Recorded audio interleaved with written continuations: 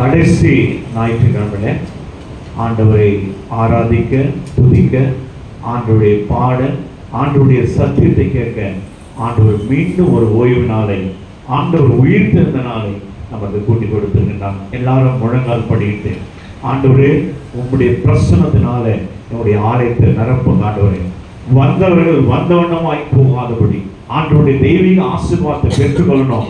இங்க வந்திருக்கிற ஊழியக்காரர்களை ஆண்டவர் எடுத்து பயன்படுத்தணும்னு சொல்லி எல்லாருக்கும் இந்த ஆராதனை ஆசீர்வாதமாய், ஆண்டவருக்கு நாமத்துக்கு மகிமையாய் இந்த ஆராதனை நடக்கும்படியாய் எல்லாரும் சேர்ந்து ஜெபிக்கப்படும். எல்லாரும் முழங்கால் படித்து ஆண்டவரை நோக்கி ஜெபிப்போம். எங்களை அதிகமாய் நேசித்து வளர்க்கிற நல்ல தகப்பனே, இந்த பரிசுத்தமான இந்த ஓய்வு நாளின் கால வேலைக்காய் உமக்கு நன்றி செலுத்துகிறோம். நேற்றும் இன்றும் என்றும் மாறாத எங்க கடவுளே, இந்த மாதத்தினுடைய இந்த கடைசி ஓய்வு நாளிலே ஆண்டவரே, உம்மை ஆராதிக்க, உம்மை துதிக்க, உம்மை பாட, உன் நாமத்தை மகிமைப்படுத்த, உம்முடைய வார்த்தைகளை கேட்க நீங்க இந்த நாளை எங்களுக்கு ஏற்படுத்தி கொடுத்திருக்கிற கிருபைக்காய் கொடாக்கொடி சோதரிக்கிறோம். நன்றி செலுத்துறோம் ஆண்டவரே. இந்த ஆராதனையிலே நாங்கள் ஏறெடுக்க போகிற ஒவ்வொரு ஜெபங்கள் ஆண்டவரே உம்முடைய சன்னிதானத்தில் எட்டி அதற்கான பதிலை நீங்க எங்களுக்கு கொடுக்கும்படியாய், நாங்கள் பாட போற ஒவ்வொரு பாடல் ஆண்டவரே உன் நாமத்துக்கு மகிமையாய் இருக்க நீதாமை கிருபை பாராட்டும்படியாய் ஜெபிக்கிறோம். பாவரிக்கை பாடல், பாவரிக்கை ஜெபம், அதை கேட்டு நீங்க எங்களுக்கு பாவ நிவர்த்தி கொடுத்து நீங்க எங்களை பரிசுத்தப்படுத்த போறீங்களே, அதை கர்த்தரிக்கிறோம். நன்றி செலுத்துறோம். உங்களுடைய வேத வசனங்களை, வேத பகுதிகளை நாங்கள் வாசிக்க போகிறோம். ஒவ்வொரு பகுதி ஆண்டவரே எங்களுக்கு ஆசீர்வாதமாய் மாற்றி கொடுக்கும்படியாய் ஜெபிக்கிறோம்.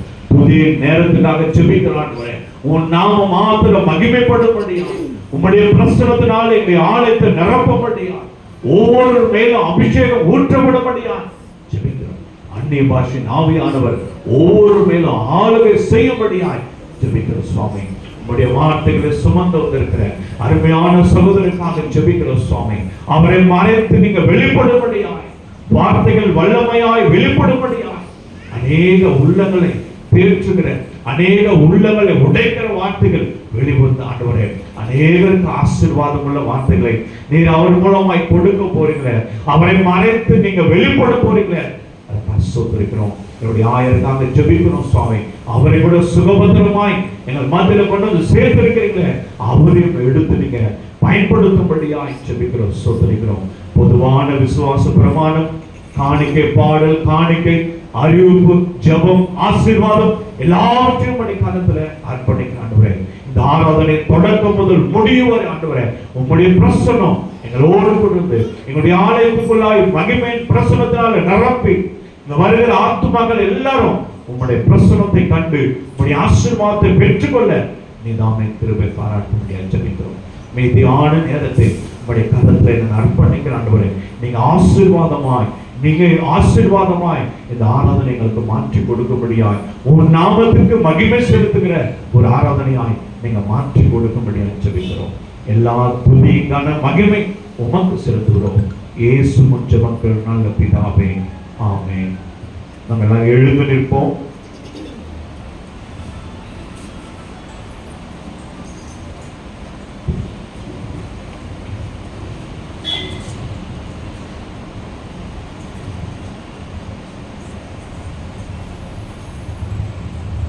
நாம் கடவுளை தொழுவோம்.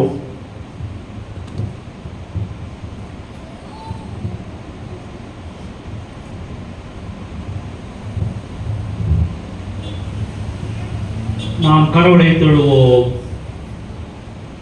கடவுள் ஆவியாய் இருக்கிறார். அவரை தொழுது கொள்கிறவர்கள் ஆவியோடும் உண்மையோடும் அவரை தொழுது கொள்ள வேண்டும். நம்முடைய பிதாவாகிய கடவுளாலும் கர்த்தராகிய இயேசு கிறிஸ்துவினாலும் உங்களுக்கு கிருபையும் சமாதானமும் உண்டாவதாக. இது கர்த்தர் உண்டு பண்ணின நாள், இதிலே களி கூர்ந்து மகிழ கடவுள். இந்த ஆராதனைக்கு ஆரம்பமாகும் ஆண்டவருடைய நாமம் மகிமைக்கட்டும். கீர்த்தனை புத்தகத்திலே 5வது பாடல் சர்வலோகாதிபா நமஸ்காரம் என்ற பாடலை நாம் எல்லாரும் சேர்ந்து பாடி ஆண்டவர் நாமத்தை மகிமைப்படுத்துவோம்.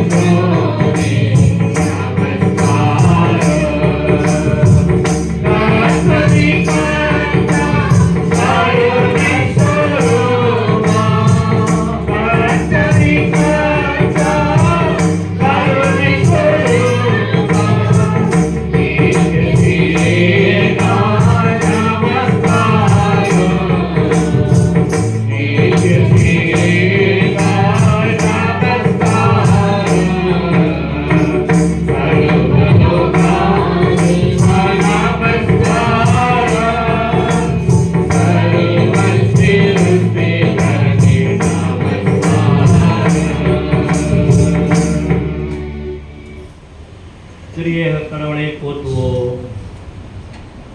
சேனைகளின் கடவுளாகிய கர்த்தரே, நீர் பரிசுத்தர், பரிசுத்தர், பரிசுத்தர்.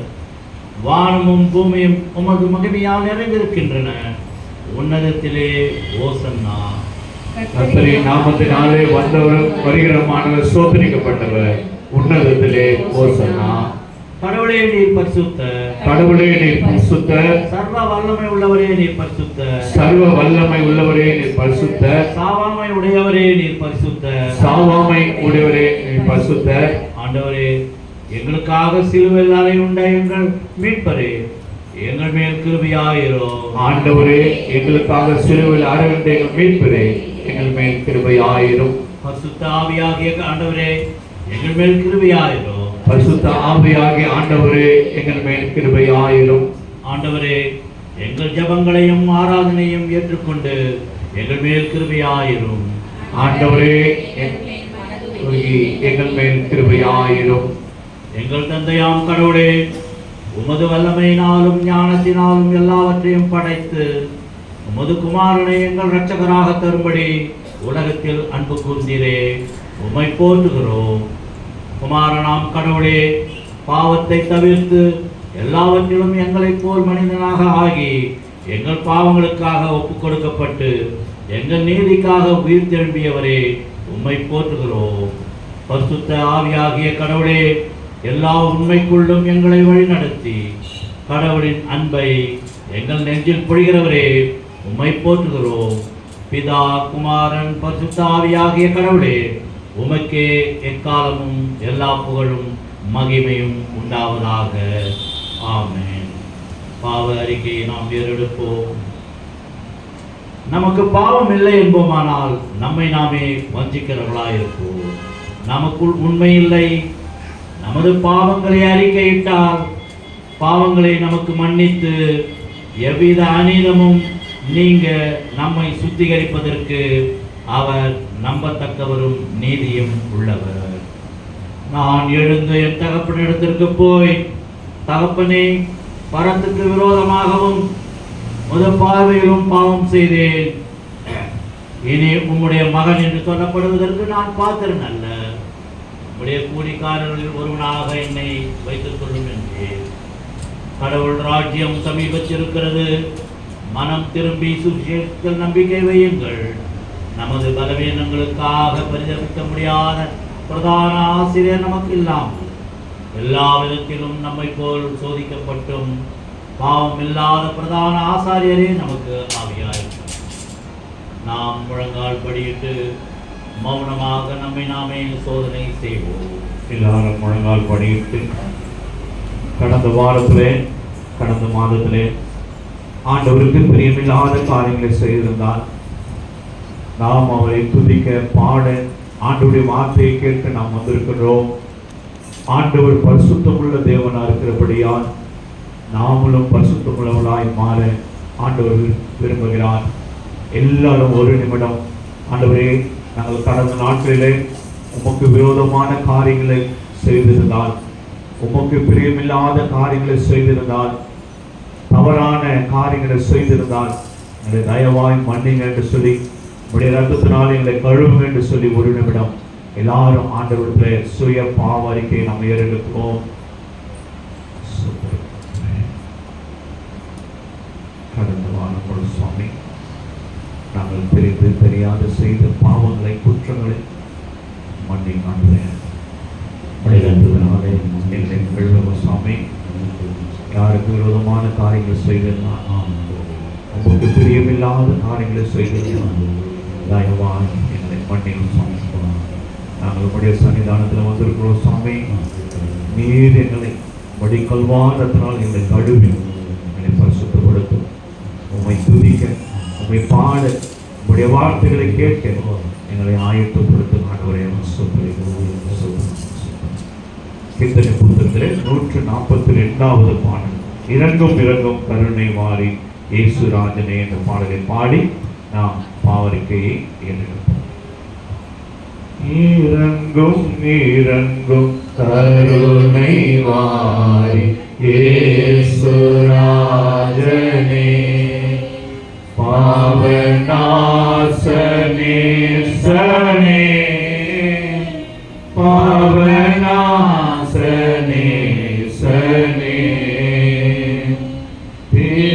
கொண்டாவி வரம் கொண்டூய சிறுமை பாரையா தீரன் கொண்டாவி வரம் கொண்டூய சிறுமை பாரையா ஏழை வறுமை தீரையா ஏழை வறுமை தீரையா இறங்கும் இறங்கும் கருணை வாரி இயேசுராஜனே பாவநாசனே சனே பாவநாசனே சனே அடியின் பாவ கடி விஷத்தால் ஆயந்து போகின்றே அடியின் பாவ கடி விஷத்தால் ஆயந்து போகின்றே மிக பயந்து சாகின்றே மிக பயந்து சாகின்றே இறங்கும் இறங்கும் கருணை வாரி இயேசுராஜனே பாவநாசனே சனே பாவநாசனே சனே தீமையன்றி வாய்மை செய்ய தெரிகிறேனையா தீமையன்றி வாய்மை செய்ய தெரிகிறேனையா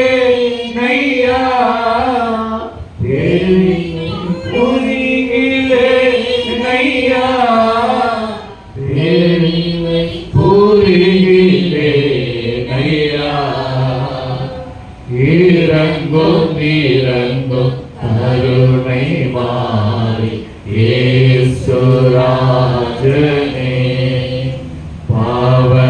பாவநாசனே சனே பாவநாசனே சனே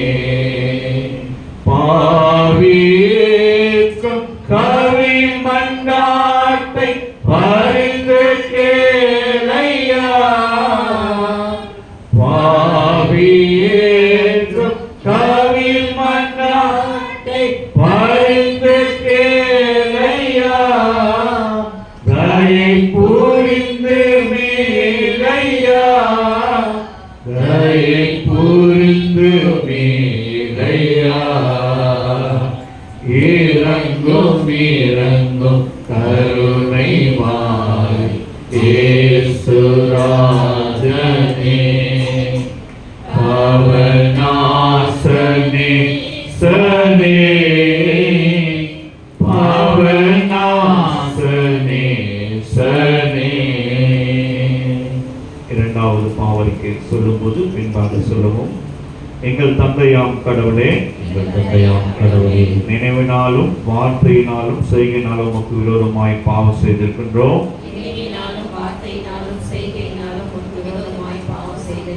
முழு மனதோடு நாங்கள் உம்மை நேசிக்கவில்லை.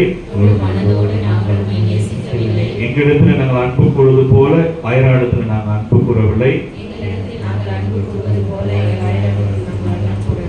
எங்கள் மேல் இரக்கமாக இருக்க வேண்டிக் கொள்கிறோம். எங்கள் பாவ அழுக்கை நீக்கி எங்களை சுத்திகரியும். எங்கள் குற்றங்களை விட்டுவிட எங்களுக்கு உதவி புரியும். எங்கள் ஆண்டவர் இயேசு கிறிஸ்து மூலமாய் வேண்டிக் கொள்கிறோம் பிதாவே. ஆமென். சர்வ வல்லமையும் மிகுந்த இரக்கமுள்ள ஆண்டவர் மன்னிப்பையும் பாவ நிவர்த்தியும் நமக்கு கட்டளையிட்டருளி வாழ்க்கையில் சீர்படுவதற்கான காலத்தையும் நமது பரிசுத்த ஆவியின் கிருபையையும் தேர்தலையும் தந்தருள்வாராக. ஆமென்.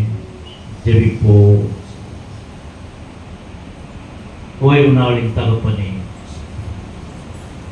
இந்த நாளுக்குரிய ஆசீர்வாதத்துக்காக நாங்கள் ஒன்று கூடியிருக்கிறோம் சுவாமி.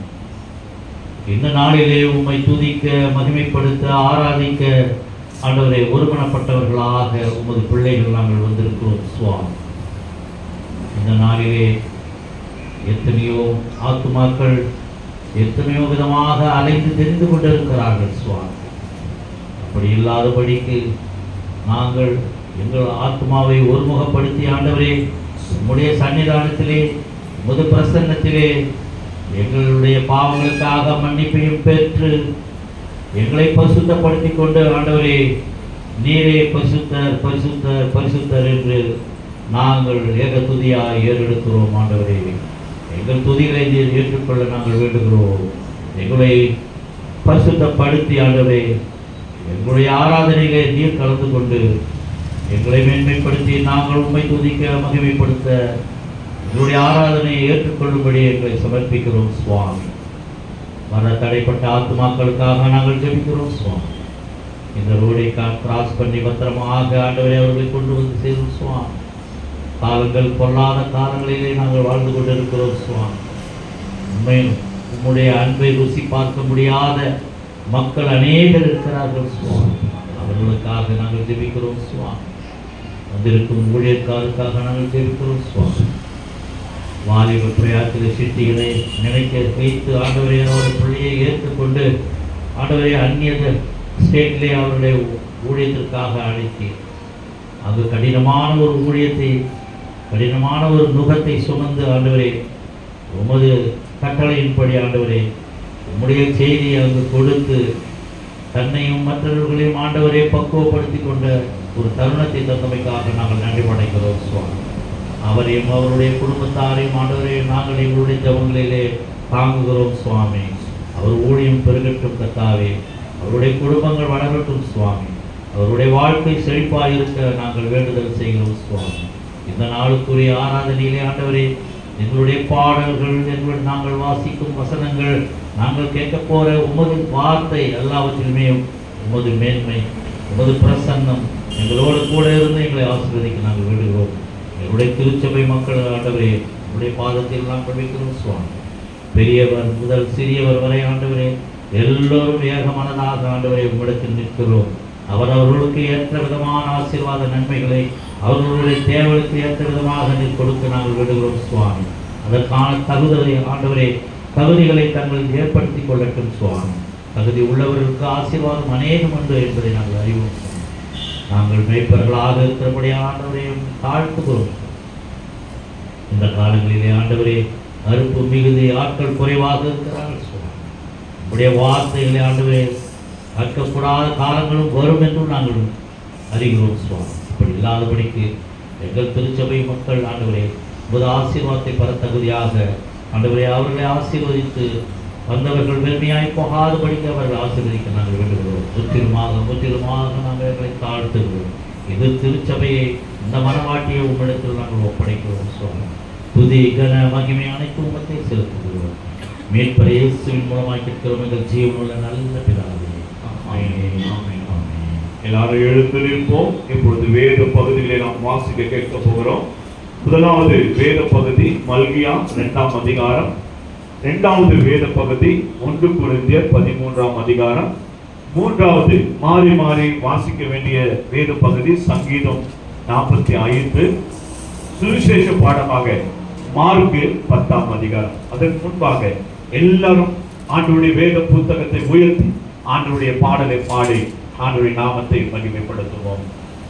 வேத புஸ்தகமே, வேத புஸ்தகமே, வேத புஸ்தகமே, விலை பெற்ற செல்வம் நீயே.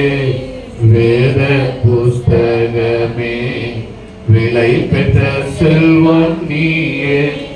என்னை எனக்கு காட்டே என் நிலைமையை மாற்றி, என்னை எனக்கு காட்டி என் நிலைமையை மாற்றி, பொன்னுலகத்தை காட்டி போகும் வழி சொல்வாயே. பொன்னுலகத்தை காட்டி போகும் வழி சொல்வாயே. வேத புஸ்தகமே, வேத புஸ்தகமே, வேத புஸ்தகமே, விலை பெற்ற செல்வம் நீரே. வேத புஸ்தகமே, விலை பெற்ற செல்வம் நீரே. மல்கியா 2ஆம் அதிகாரம் 13-16 வரைக்கும் வாசிக்க கவனமாக கேட்போம்.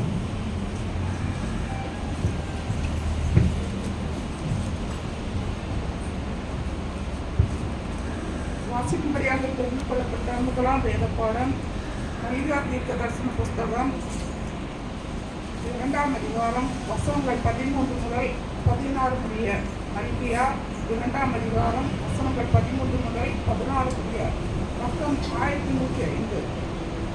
நீங்கள் 2ஆம் தரமும் இதை செய்து கர்த்தருடைய பீடத்தை கண்ணீரினாலும் அழுகையினாலும் பெருமூச்சினாலும் நிரப்புகிறீர்கள். ஆகையால் அவர் இனி காணிக்கையை மதியார், அதை உங்கள் கைகளில் பிரியமாய் ஏற்றுக்கொள்ளவும் மாட்டார்.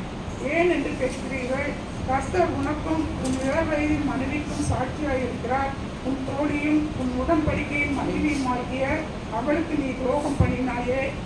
அவர் ஒருவனை அல்லவா படைத்தார், ஆவி அவரிடத்தில் பூரணமாய் இருந்ததே, பின்ன ஏன் ஒருவனை படைத்தார்? தேவ பக்தியுள்ள சந்ததி பெரும்படிதானே. ஆகையால் ஒருவனும் தன் இளவயதின் மனைவிக்கு துரோகம் பண்ணாதபடிக்கு உங்கள் ஆவியை குறித்து எச்சரிக்கையாக இருங்கள். தள்ளிவிடுதலை நான் வைக்கிறேன் என்று இஸ்ரவேலி தேவனாகிய கர்த்தர் சொல்கிறார்.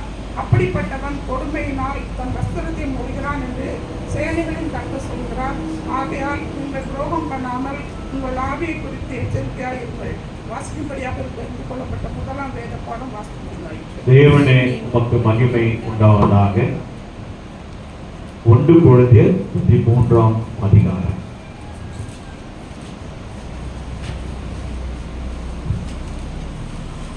இரண்டாம் வேத பாடமாக வாசிக்க தெரிந்து கொள்ளப்பட்ட வேத பாடம் 1 கொரிந்தியர் 13ஆம் அதிகாரம் வசனங்கள் 1 துவங்கி 13 முடிய வாசிக்க கேட்போம். 1 கொரிந்தியர் 13ஆம் அதிகாரம் வசனங்கள் 1 துவங்கி 13 முடிய. நான் மனுஷர் பாஷைகளையும் தூதர் பாஷைகளையும் பேசினாலும் அன்பு எனக்கு இராவிட்டால் சத்தமிடுகிற வெண்கலம் போலவும் ஓசையிடுகிற கைத்தாளம் போலவும் இருப்பேன். நான் தீர்க்க தரிசன வரத்தை உடையவனாய் இருந்து சகல இரகசியங்களையும் சகல அறிவையும் அறிந்தாலும் மலைகளை பேர்க்கத்தக்கதாக சகல விசுவாசம் உள்ளவனாய் இருந்தாலும் அன்பு எனக்கு இராவிட்டால் நான் ஒன்றுமில்லை. எனக்கு உண்டான யாவற்றையும் நான் அன்னதானம் பண்ணினாலும் என் சரீரத்தை சுட்டெரிக்கப்படுவதற்கு ஒப்பு கொடுத்தாலும் அன்பு எனக்கு இராவிட்டால் எனக்கு பிரயோஜனம் ஒன்றுமில்லை. அன்பு நீடிய சாந்தமும் தயவும் உள்ளது. அன்புக்கு பொறாமை இல்லை. அன்பு தன்னை புகழாது, இருமாப்பா இராது, அயோக்கியமானதை செய்யாது, தற்பொழிவை நாடாது, சினமடையாது, தீங்கு நினையாது, அநியாயத்தில் சந்தோஷப்படாமல் சத்தியத்தில் சந்தோஷப்படும், சகலத்தையும் தாங்கும், சகலத்தையும் விசுவாசிக்கும், சகலத்தையும் நம்பும், சகலத்தையும் சகிக்கும். அன்பு ஒரு காலம் ஒழியாது. தீர்க்க தரிசனங்கள் ஆனாலும் ஒழிந்து போம், அந்நிய பாஷைகள் ஆனாலும் ஒழிந்து போம், அறிவானாலும் ஒழிந்து போம். நம்முடைய அறிவு குறைவுள்ளது, நாம் தீர்க்க தரிசனம் சொல்லுதலும் குறைவுள்ளது. நிறைவானது வரும்போது குறைவானது ஒழிந்து போம்.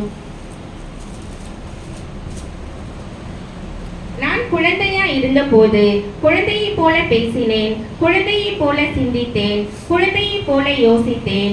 நான் புருஷனான போதோ குழந்தைக்கு ஏற்றவைகளை ஒழித்து விட்டேன். இப்பொழுது கண்ணாடியிலே நிழலாட்டமாய் பார்க்கிறோம், அப்பொழுது முகமுகமாய் பார்ப்போம். இப்பொழுது நான் குறைந்த அறிவுள்ளவன், அப்பொழுது நான் அறியப்பட்டிருக்கிறபடியே அறிந்து கொள்ளுவேன். இப்பொழுது விசுவாசம், நம்பிக்கை, அன்பு இம்மூன்றும் நிலைத்திருக்கிறது. இவர்களில் அன்பே பெரியது. வாசிக்க கொடுக்கப்பட்ட வேத பாடம் வாசித்தாயிற்று. தேவனே உமக்கு மகிமை உண்டாவதாக. மாறி மாறி வாசிக்க தெரிந்து கொள்ளப்பட்ட சங்கீதம் 45.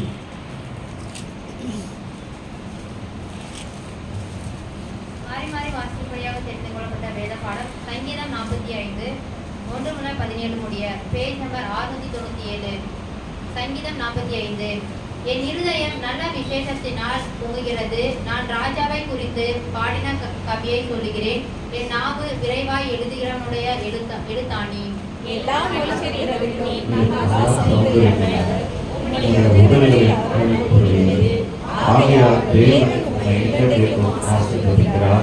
சௌரியமானே, உமது மகிமையும் உமது மகத்துவமாகிய உம்முடைய பட்டயத்தை நீர் உம்முடைய அறையிலே கட்டிக்கொண்டு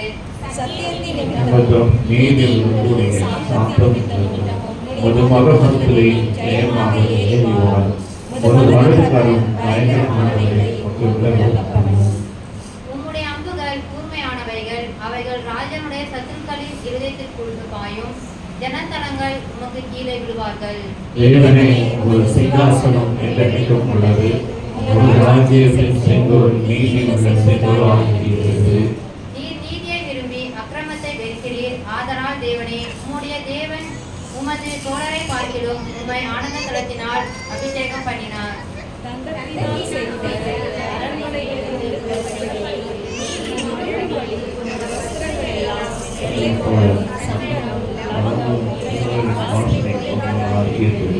உமது நாயகிகளுக்குள்ளே அரசனின் குமாரத்திகள் உண்டு. ராஜஸ்ரீகள் ஓபீரின் தங்கம் அணிந்தவளாய் உமது வலது பரியத்தில் நிற்கிறாள்.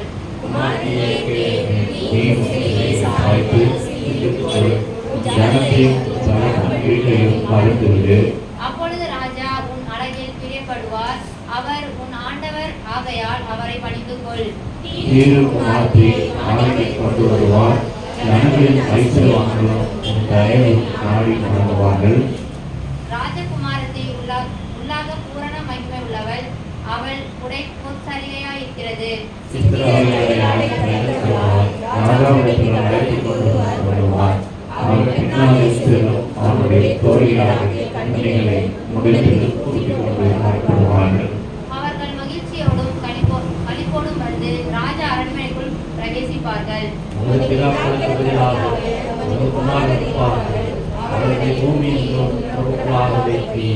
சேர்ந்து வாசிப்போம். உமது நாமத்தை எல்லா தலைமுறைகளிலும் பிரஸ்தாபப்படுத்துவேன். இனிமேலும் ஜனங்கள் உம்மை என்றென்றைக்கும் உள்ள சதா காலங்களிலும் துதிப்பார்கள். வாசிமுறை குடிக்கப்பட்ட வேதபாடம் வாசிக்கப்பட்டாயிற்று. பிதாவுக்கும் குமாரனுக்கும் பசுத்தாவிக்கும் மகிமை உண்டாவதாக. ஆதியிலும் இப்பொழுதும் எப்பொழுதும் சதா காலங்களில் மகிமை உண்டாவதாக. சுவிசேஷ பாடமாக மார்க் எழுதின சுவிசேஷம் 10ஆம் அதிகாரம்.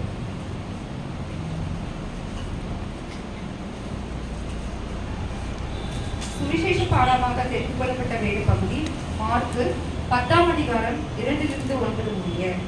மார்க்கு 10ஆம் அதிகாரம் 2ஆம் வசனம் துவங்கி 9ஆம் வசனம் முடிய.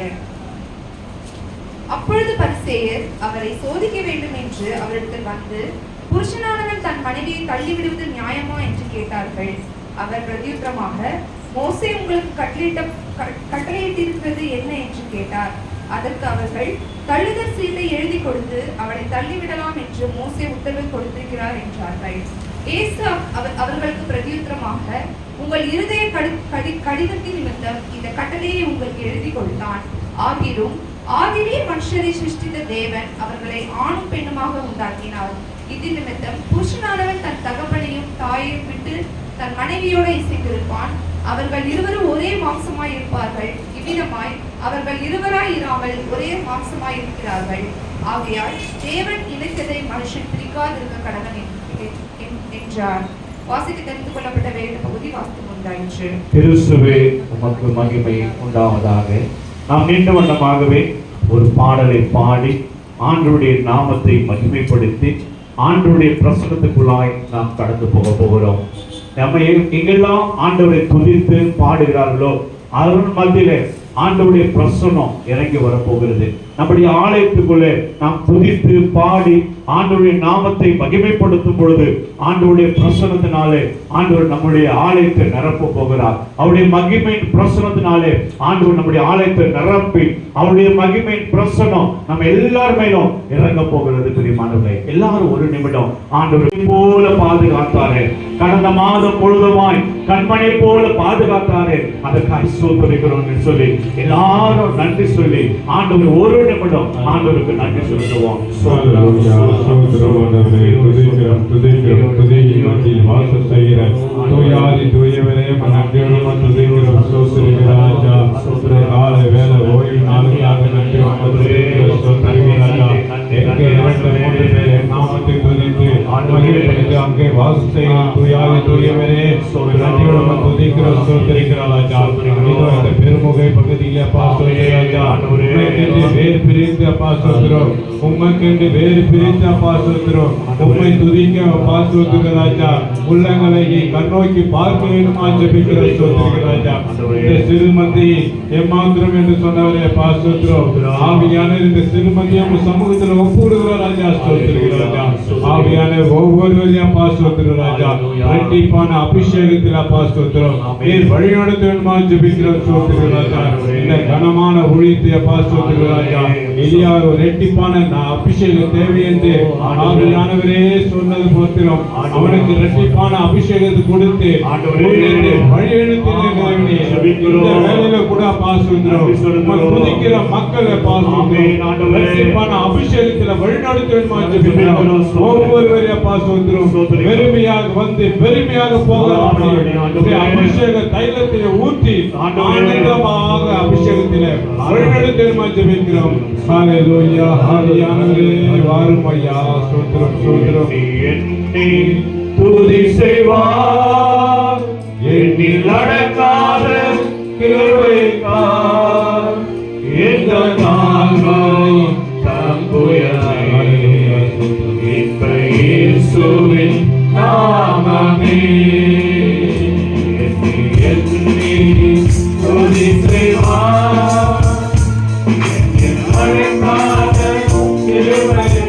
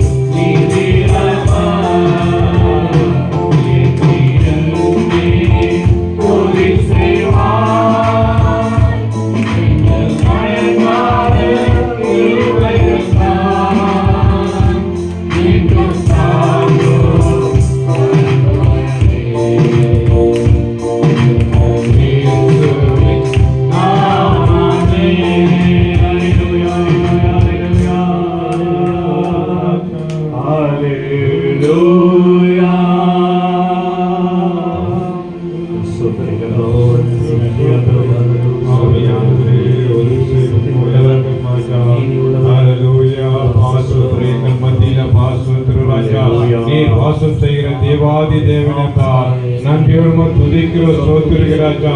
இந்த காலை வேளையில ஸ்தோத்திரம் ராஜா. ஆவியானவரே உலாவி கொண்டு வர கிருபைக்காக நன்றியோடு துதிக்கிறோம் ஸ்தோத்திரிக்கிறோம் ராஜா. ஹல்லேலூயா. அந்த பெருநாளில ஸ்தோத்திரம் ராஜா. உம்முடைய பிள்ளைய ஸ்தோத்திரம் ராஜா. நீர ஸ்தோத்திரம். இந்த அபிஷேகத்தில் ஆசீர்வதித்த ஸ்தோத்திரம் ராஜா. என்றுக்கும் குறைபடாதபடியா ஸ்தோத்திரம் ராஜா. நீ வழிநடத்தமா ஜெபிக்கிறோம். ஆவியானவரே புறஜாதி மத்தியில ஸ்தோத்திரம். உம்முடைய பிள்ளைய அக்னி ஜோலையாக எடுத்து பயன்படுத்தமா ஜெபிக்கிறோம். ஒவ்வொரு ஏரியால ஸ்தோத்திரம் ராஜா. குடும்பங்கள ஸ்தோத்திரம் ராஜா.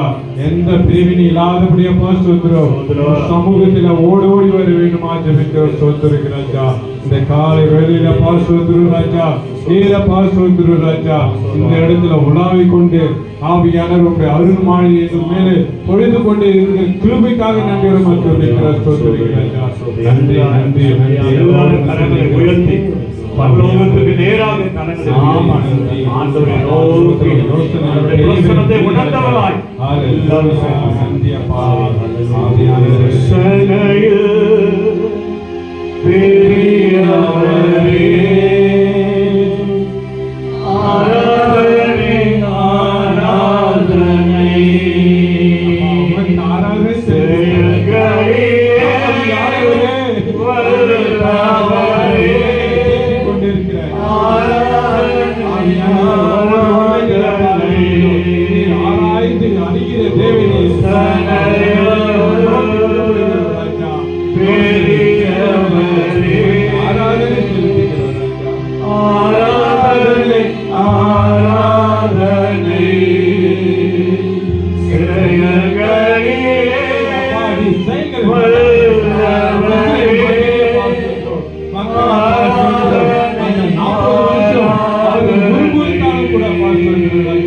அவர்களுக்கு ஒன்றும்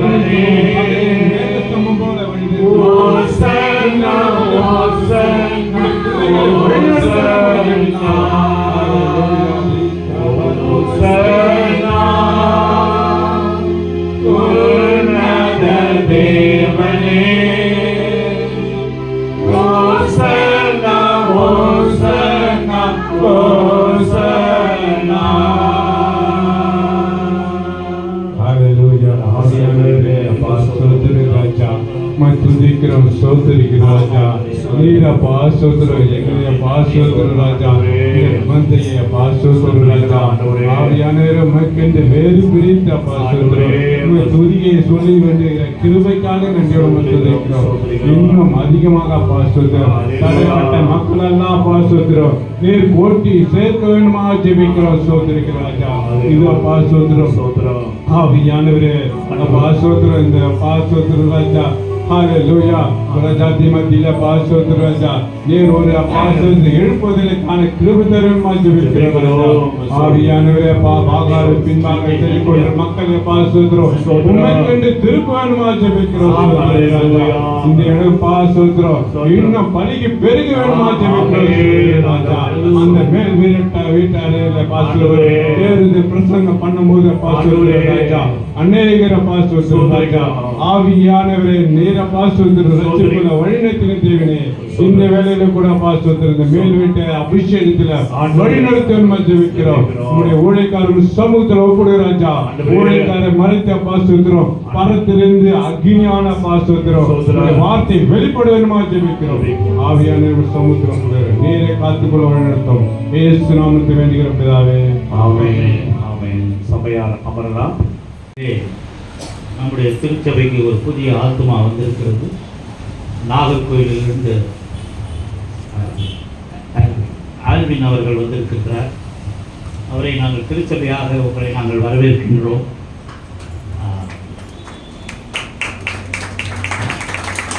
தற்போது அவர் ஸ்நேக தெய்வத்திலே தங்கியிருக்கிறார் என்று நாங்கள் அறிகிறோம்.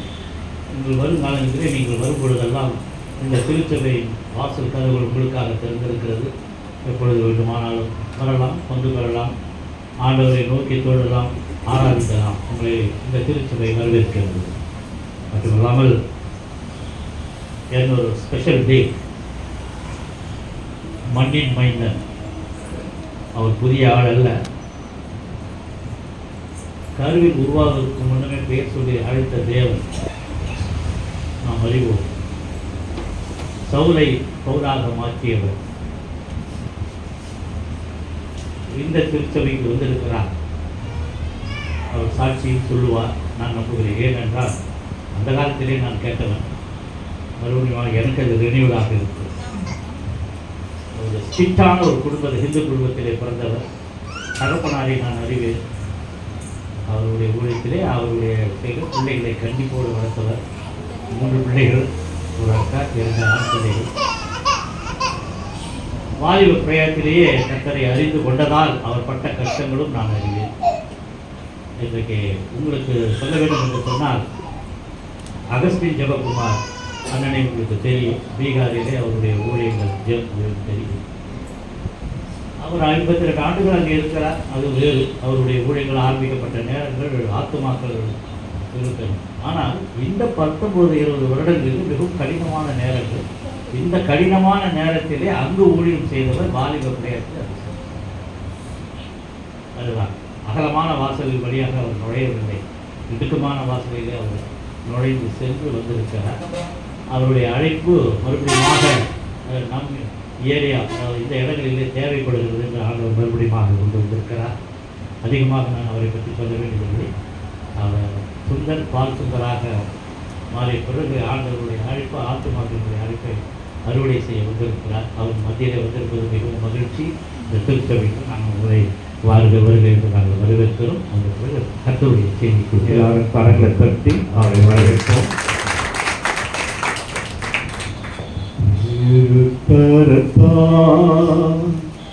தாங்கி என்னை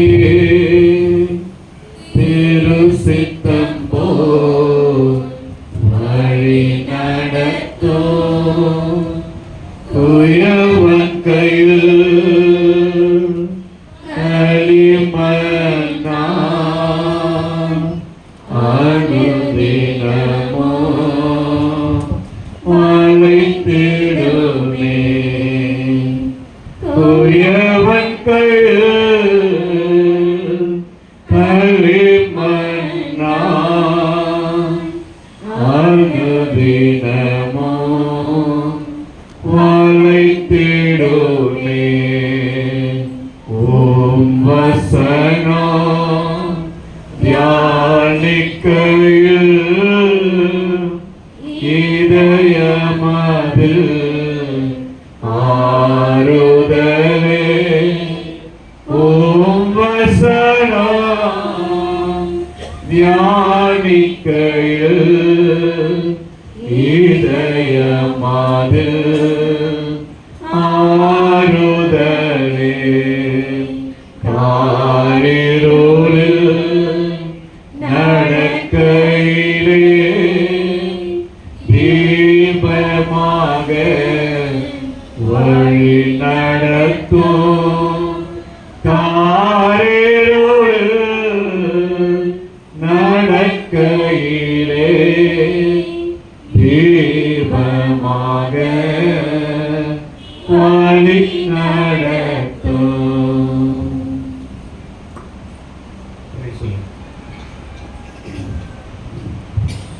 ஆண்டவராகிய இயேசு கிறிஸ்துவின் நாமத்திலும் உங்கள் யாவருக்கும் என்னுடைய அன்பின் வாழ்த்துக்களை தெரிவிக்கிறேன். அருமையான இந்த வாய்ப்பை தந்த ஆண்டவருக்கு நன்றி செலுத்துகிறேன். அருமையான ஆயருக்கும் போது அவர்களுக்கு நன்றி செலுத்துகிறேன்.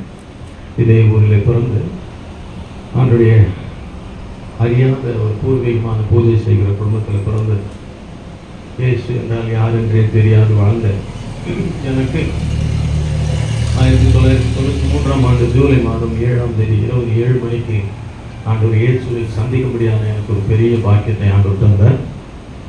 அவரை அறிந்த பிறகு அவருடைய நாமத்தை மையப்படுத்தும்படியான பாக்கியங்களை தந்தார். என்னுடைய சகோதரர் ஊரிசு பள்ளியிலே ஆசிரியராக பணிபுரிந்து கொண்டிருக்கிறார். 2வது சகோதரர். ஆண்டவருக்கு நன்றி செலுத்துகிறேன். அவர் மூலமாக இந்த வாய்ப்பு கிடைத்தது. ஆண்டவருக்கு நான் நன்றி செலுத்துகிறேன். உங்கள் எல்லாரையும் பார்ப்பதில் மிக மகிழ்ச்சி. எனக்கு தெரிந்து அநேக ஆண்டுகளுக்கு பிறகு நான் இந்த திருச்சபையில் வந்திருக்கிறேன். காரணம் அந்த பக்கத்தில் இருக்கும்போது ஒரு முறை முழு ஜபத்துக்கு வந்திருக்கிறேன். பிறகு ஒரு ஆராதனையில் வந்திருக்கிறதாக எனக்கு ஞாபகம் இருக்குது. அதற்கு பிறகு நான் இங்கே இல்லை. அவனுடைய கிருபையினால தேவன் ஒரு பூர்வீகமான புரஜாதி குடும்பத்திலிருந்து எனக்கு கிருபையை தந்ததுனால அவர் எனக்கு தந்த அந்த ரட்சிப்புக்காக நன்றி செலுத்தும் வண்ணமாக என் பாவங்களை மன்னித்த ஆண்டவருக்கு, எனக்கு புது வாழ்வு தந்த அந்த ஆண்டவரை எப்படியாகிலும் அவரை அறியாத ஜனங்களுக்கு கொண்டு போய் சேர்க்க வேண்டும் என்ற ஒரே ஒரு பாரம் மாத்திரமே என்னை அழைத்திருந்தனால வேறு எதையும் குறித்து கவலைப்படாமல் சிஎம்சி மருத்துவமனையில் வேலை செய்து கொண்டிருந்த என்னுடைய வேலையை தேவன் எனக்கு சொன்னது நிமித்தமாக ராஜினாமா செய்து ஆண்டவர் அழைத்தது நிமித்தமாக வட மாநிலத்துக்கு போக பீகாரில் 2005ஆம் ஆண்டு நாங்கள் கடந்து போனோம். ஆண்டவருடைய பெரிதான தயவு, கிட்டத்தட்ட 19 வருடத்தை முடிக்க ஆண்டவர் எனக்கு உதவி செய்திருக்கிறார். அதற்காக நான் நன்றி செலுத்துகிறேன். ஆண்டவரை ஏற்றுக்கொண்டு 32 ஆண்டுகள் ஊழியத்தின் பாதையில் கிட்டத்தட்ட 19 வருடத்தை முடிக்க உதவி செய்திருக்கிறார். உண்மையாகவே இயேசு நல்லவர். நம்புறவங்க இல்லையே சொல்லுங்க பாபா. ஆமாம், ஒரு என்னையே நேசிக்கிறார், உங்களெல்லாம் நேசிக்க மாட்டாரா? நிச்சயமா நேசிப்பார். நான் அடிக்கடி சொல்லுவேன், நான் ஆதி கிறிஸ்தவனும் கிடையாது, ஜாதி கிறிஸ்தவனும் கிடையாது, பாதியில் வந்த கிறிஸ்தவன். ஆகவே அவருடைய தயவு இன்னைக்கு நிற்க வச்சிருக்குது. ஆகவே என்னுடைய பலத்தினால் அல்ல, என்னுடைய பராக்கிரமத்தினால் அல்ல, அவருடைய ஆவியினாலேயே இதுவரை எங்களை அருமையாக நடத்தினார். அற்புதமான ஒரு வாழ்க்கையை கொடுத்தார். ஒருவேளை மரித்து போயிருந்தேனால் இன்றைக்கு 32 ஆண்டுகள் முடிந்திருக்கும். கர்த்தருக்கு மகிமை உண்டாகட்டும். இயேசு கிறிஸ்துவை பற்றி எங்கள் பகுதியிலே சொல்ல வந்த மக்களை அந்த பகுதிக்கு வரக்கூடாதபடி துரத்தி அடித்தன மனிதனில் நான் ஒருவன். ஆனால் கடந்த வாரம் திங்கட்கிழமை ஒரு சின்ன சம்பவம். ஆண்டவர் என்னை திரும்பமாக என்னுடைய பகுதிக்கு வர சொன்ன நிமித்தமாக நான் அந்த மிஷனரி படித்தளத்திலிருந்து வெளியிலே வந்து சுயமாக சேவை செய்ய என் பகுதிக்கு நான் அழைத்து வரப்பட்டேன். ஆகவே என்னுடைய பகுதியில் எப்படியாக என் ஜனங்கள் ஆண்டவரை அறிய வேண்டும் என்று சொல்லி கடந்த ஏப்ரல் மாதத்திலிருந்து ஒவ்வொரு வாரமும் திங்கட்கிழமை நாங்கள் தெரு தெருவாக சுவிசேஷத்தை செய்து கொண்டிருக்கிறோம். கைப்பிரதி கொடுத்து கொண்டிருக்கிறோம். கடந்த வாரம் ஒரு பகுதியிலே போய் ஆண்டவர் என்னை உந்தி தள்ளின நிமித்தமாக என்னுடைய சகோதரர்களும் என்னுடைய குடும்பமும் என் பிள்ளைகளும் தெருவில் நின்று ஆண்டவர் இயேசுவை குறித்து பேசி முடித்த பிறகு சமூக விரோதிகள் வந்து எங்களை சூழ்ந்து கொண்டார்கள். சூழ்ந்து கொண்டு இங்கே பேசக்கூடாது அப்படின்னு சொல்லிட்டு வேலை பண்ண ஆரம்பிச்சிட்டாங்க. எனக்கு உடனே பழைய ஞாபகம் தான் வந்து, நான் எதை விதைச்சனோ சொல்லுங்க பாபா, நான் என்ன செய்யணும் அதே ஆண்டவர் எனக்கு பாரு, அப்பவும் மனநிலைமை எப்படி இருக்குன்னு பாரு அப்படின்னு சொல்லி ஆண்டவர் எனக்கு காமிச்சிருக்காரு. நான் நன்றி சொல்லுகிறேன். ஆண்டவர் எங்களை முழுமையாக காப்பாற்றினார். ஒரு அமைப்பினர், அந்த அமைப்பினர் வந்து எங்களை தொந்தரவு செய்ய ஆரம்பித்தார்கள். ஆனால் ஒரு பெரிய சந்தோஷம், எனக்கு தெரிந்து பிறந்து வளர்ந்து 52 ஆண்டுகளில் அந்த பகுதியில் இதுவரை 52 ஆண்டுகள் எனக்கு தெரியும், இதுவரை இயேசுவை அந்த இடத்துல அறிவித்தவர் ஒருவரும் இல்லை. ஆண்டவர் எதற்காக எங்களை எங்களை கொண்டு போனார் என்று எனக்கு தெரியாது. ஆனால் ஒரு பெருத்த மகிழ்ச்சி என்னவென்றால், ஆண்டவரை பாடி அங்கே ஆண்டவரை பற்றி நற்செய்தியை சொல்லி அந்த பட்டணத்துக்காக ஜெபித்து முடித்து கைப்பிரதியெல்லாம் போய் சேர்ந்த பிறகுதான் இவங்க வந்தாங்க. எனக்கு ஒரே சந்தோஷம். காரணம், ஒவ்வொரு இடத்துலையும் நாங்கள் பேசி முடிச்சுட்டு பிறகுதான் கைப்பிரதியை கொடுப்போம். ஆனால் இந்த முறை ஆண்டவர் ஏவினதுனால நான் என்னுடைய பிள்ளைகளிடத்திலும் மனைவி என்னுடைய நண்பரிடத்திலும் நான் சொல்லிவிட்டேன், முதலிலேயே நாம் கைப்பிரதிகளை கொடுத்து விடுவோம். பிறகு ஜெபிக்க ஏவப்பட்டேன். நடுத்தெருவில் நின்று ஜெபித்தோம். வந்து விட்டார்கள், வந்து மறுத்தினார்கள். அதிலேயும் ஒரு நன்மையை ஆண்டவர் வைப்பார். கரங்களை வைத்து ஒரு வேலையில் செல்லும் பாபம். ஏன் இதை சொல்றேன்னா, பீகார் மாநிலத்தில் இதெல்லாம் நான் நிறைய சந்திச்சிட்டேன். மொழி தெரியாத இடத்துல, ஆள் இல்லாத இடத்துல, சொந்தக்காரங்களே இல்லாத இடத்துல உறவுன்னு சொல்றதுக்கு அங்க யாரும் கிடையாது, சொந்தக்காரங்கன்னு யாரும் கிடையாது, உதவி செய்யறவங்க யாரும் கிடையாது.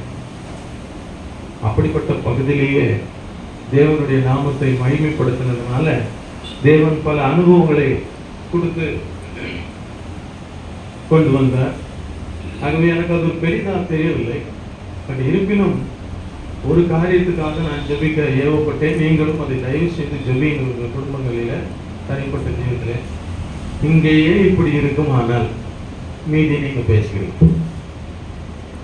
பிறந்து வளர்ந்த இடத்திலேயே இப்படி இருக்குமானால் மொழி தெரியாத, கலாச்சாரம் தெரியாத, கால சூழ்நிலைகள் தெரியாத, வலது கைக்கும் இடது கைக்கும் வித்தியாசம் தெரியாத, மிருக குணமுள்ள தங்கள் வாழ்க்கையை மற்றவர்களை அழிக்க வேண்டும் என்று தீர்மானித்து வாழ்ந்து கொண்டிருக்கிற மக்களுக்கு மத்தியிலே நீங்கள் எப்படி போய் ஊழியம் செய்ய முடியும்?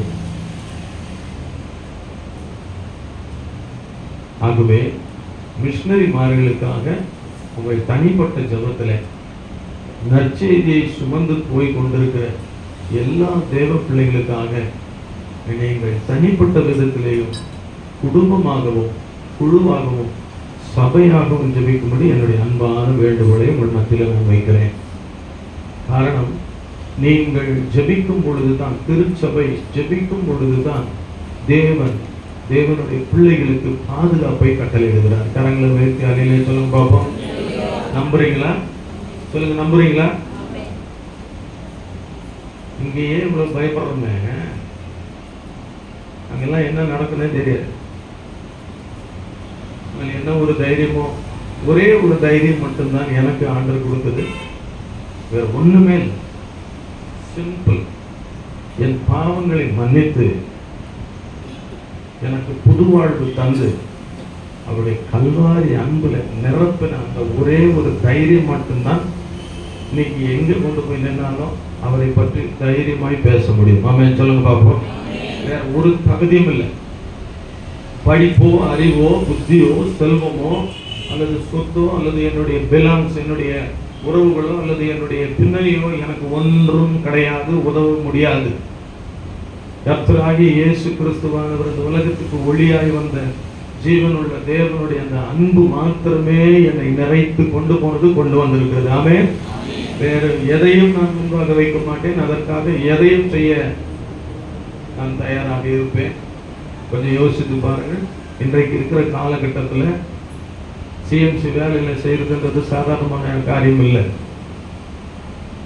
ஆனால் ஆண்டவர் அந்த காலத்திலேயே என்னை அவருடைய ஊழியத்துக்கு அழைத்தது நிமித்தமாக எல்லாவற்றையும் தைரியமாக கடந்து போனோம். என்னுடைய பிள்ளைகளும் அங்கே தான் வளர்ந்தார்கள். 2.5, 5 வயதிலிருந்து 2 பிள்ளைகள். ஆகவே அவர்களுக்கு தமிழ் அதிகமாக தெரியாது. அவர்களுக்கு இங்கிலீஷ், ஹிந்தி மட்டும்தான் தெரியும். ஆண்டவருக்கு மகிமை உண்டாகட்டும். ஆகவே நம் மிஷன் பணித்தளத்திலேயே அவர்கள் வளர்ந்தார்கள். போராட்டங்கள் நிறைந்த பகுதி தான். ஆனாலும் கர்த்தர் கூட இருந்து காரியங்களை செய்கிறதுனால தேவன் மகிமைப்படுகிறார். அல்லேலூயா சொல்லுவோமாக.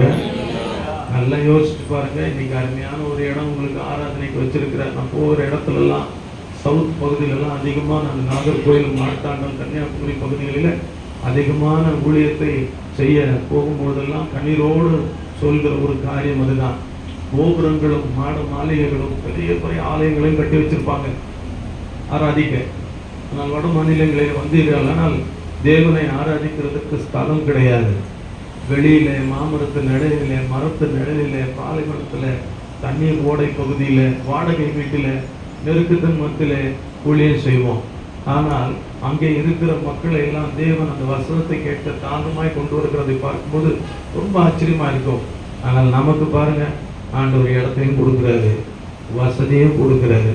இன்னும் சொல்ல போனா, கரண்ட் இல்லாத பகுதியில நான் 4 வருஷமா ஊழியம் செய்வேன். ஒரே ஒரு கரண்ட் கிடையாது, பாத்ரூம் போறதுக்கு தண்ணி கிடையாது, கீழே இருந்து சப்பக்கல்ல தான் அடிச்சு எடுத்துட்டு வரணும். ஆனால் அதே பகுதியில் மிஷனரிமார்கள் 25 வருடம் ஊழியம் செய்து சில்வர் ஜூப்ளியை கொண்டாடினாங்க. அல்லையா சொல்ல பார்ப்போம். கரண்ட் இல்லாத பகுதியில் ஊழியம் செய்யறது. இன்னைக்கு கொஞ்ச நேரம் கரண்ட் ஆஃப் பண்ணி பாருங்க, நம்முடைய மனநிலைமை எப்படி இருக்கும் கொஞ்சம் யோசிங்க. அடுத்த செகண்ட் என்ன யோசிப்போம்? சொல்லுங்க. சிரிக்கிறீங்க, சொல்லுங்க. ஒரு 10 நிமிஷம் கரண்ட் ஆஃப்னு சொல்றேன். நம்முடைய நிலைமை கொஞ்சம் யோசிச்சு பாருங்க. எத்தனை பேர் சொல்லாம கொள்ளாம கீழே போவீங்கன்னு தெரியவே தெரியாது இல்லையா? ஆனால் அங்கே நாங்கள் ஆராதனை நடத்தும் போது நான் 4 வருஷம் அந்த பகுதியில் இருந்தேன். வட மாநிலத்தில் நேபாள் பகுதியில் பார்டரில் கரண்டே கிடையாது. ஆராதனை அதனால மைக்கு ஸ்பீக்கரு எதுவுமே கிடையாது. வெறும் இந்த தொண்டை மட்டும்தான் நமக்கு ஆண்டவர் கொடுத்த கிருபை.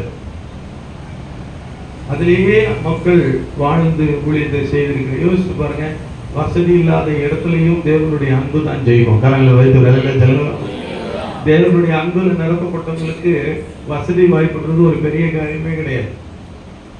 தேவனுடைய அன்பால் நிரப்பப்பட்டிருக்கிற தேவ ஜனங்கள் எதையும் சாதிக்க துணிவான், எதையும் செய்ய துணிவான். ஆகவே உங்களை வாழ்த்துகிறேன். தொடர்ந்து நீங்க ஜெபிக்கணும். ஆகவே கர்த்தருடைய கரங்கள் மேல் இருப்பதாக. சின்ன ஆண்டுடைய வார்த்தைக்கு நேரம் நாம் கடந்து போயிடுவோம். கொடுக்கப்பட்ட நேரத்தில் நானும் முடிக்க ஆசைப்படுகிறேன். நேற்று தினத்தில் தேவ சமூகத்தில் நான் காக்கிறதே கொஞ்சம் நான் வேகமாக பேச முடியாது. எனக்கு அடிபட்டு இருக்கிறதுனால நம்மளை எழுத்து போட்டிருக்கிறதுனால கொஞ்சம் வேகமாக பேச முடியாது. ஆண்டவருக்கு நன்றி செலுத்துகிறேன். பொறுத்துக் கொள்ளுங்கள். என்னோடு கூட திருப்பி வாசிங்கள். சங்கீதங்களின் புஸ்தகம் 9ஆம் அதிகாரம். சங்கீதங்களின் புத்தகம் 9ஆம் அதிகாரம் 9ஆம் வசனத்தை எனக்கு ஆண்டவர் எழுதினதுனால நான் ஆண்டவருக்கு நன்றி செலுத்துகிறேன். சங்கீதங்களின் புத்தகம் 9:9. சிறுமைப்பட்டவனுக்கு கர்த்தர் அடைக்கலமானவர், நெருக்கப்படுகிற காலங்களில் கண்கள் மூடி ஒரு சின்ன ஒரு ஜெபம் பண்ணிட்டு ஆண்டவருடைய வார்த்தைக்கு நேராக போகலாம். சர்வ வல்லமுள்ள பிதாவே, ஆண்டவர் இயேசுவின் நாமத்தில் நாங்கள் ஜெபிக்கிறோம். ஆண்டவரே, உமது திருக்கரத்தில் எங்களை தாழ்த்துகிறோம். கர்த்தாவே, உமது வார்த்தைகள் நாங்கள் விசுவாசிக்கிறோம். எங்களை உருவாக்கும், உடைக்கும், சீர்படுத்தும், ஸ்திரப்படுத்தும், குணமாக்கும் என்பதை நம்பினவர்களாய் விசுவாசித்து ஏற்றுக்கொள்ள உதவி செய்யும். பரிசுத்த ஆவியானவர் ஒவ்வொரு உள்ளங்களோடு பேசும். இயேசுவின் நாமத்தில் பிதாவே, ஆமென். கர்த்தருக்கு மகிமை உண்டாவதாக. நம்முடைய வாழ்க்கையில அநேக காலங்களை நாம் கடந்து வந்திருக்கிறோம். அதில் முக்கியமான ஒரு காலம் நெருக்கப்படுகிற ஒரு காலங்கள். The day of trouble சொல்லுவாங்க. அநேகருடைய வாழ்க்கையில இந்த காலங்கள் கட்டாயம் உண்டு. இந்த காலங்களை கடந்து வராத மனித வாழ்க்கையே கிடையாது. நெருக்கப்படுகிற காலங்கள், இக்கட்டான காலங்கள். அது ஆங்கிலத்தில் நீங்கள் பார்க்கும் பொழுது டைம் ஆஃப் ட்ரபிள் எழுதப்பட்டிருக்கிறது. வருத்தத்தின் காலங்கள் எழுதப்பட்டிருக்கிறது.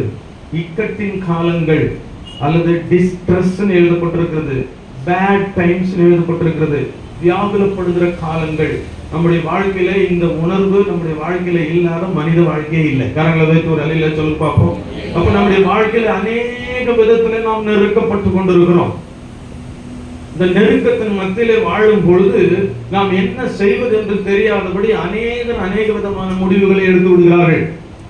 ஆனால் தாவீதிடத்திலே நாம் கேட்கும்போது அவர் ஒரே ஒரு வார்த்தை தான் சொல்லுவார்.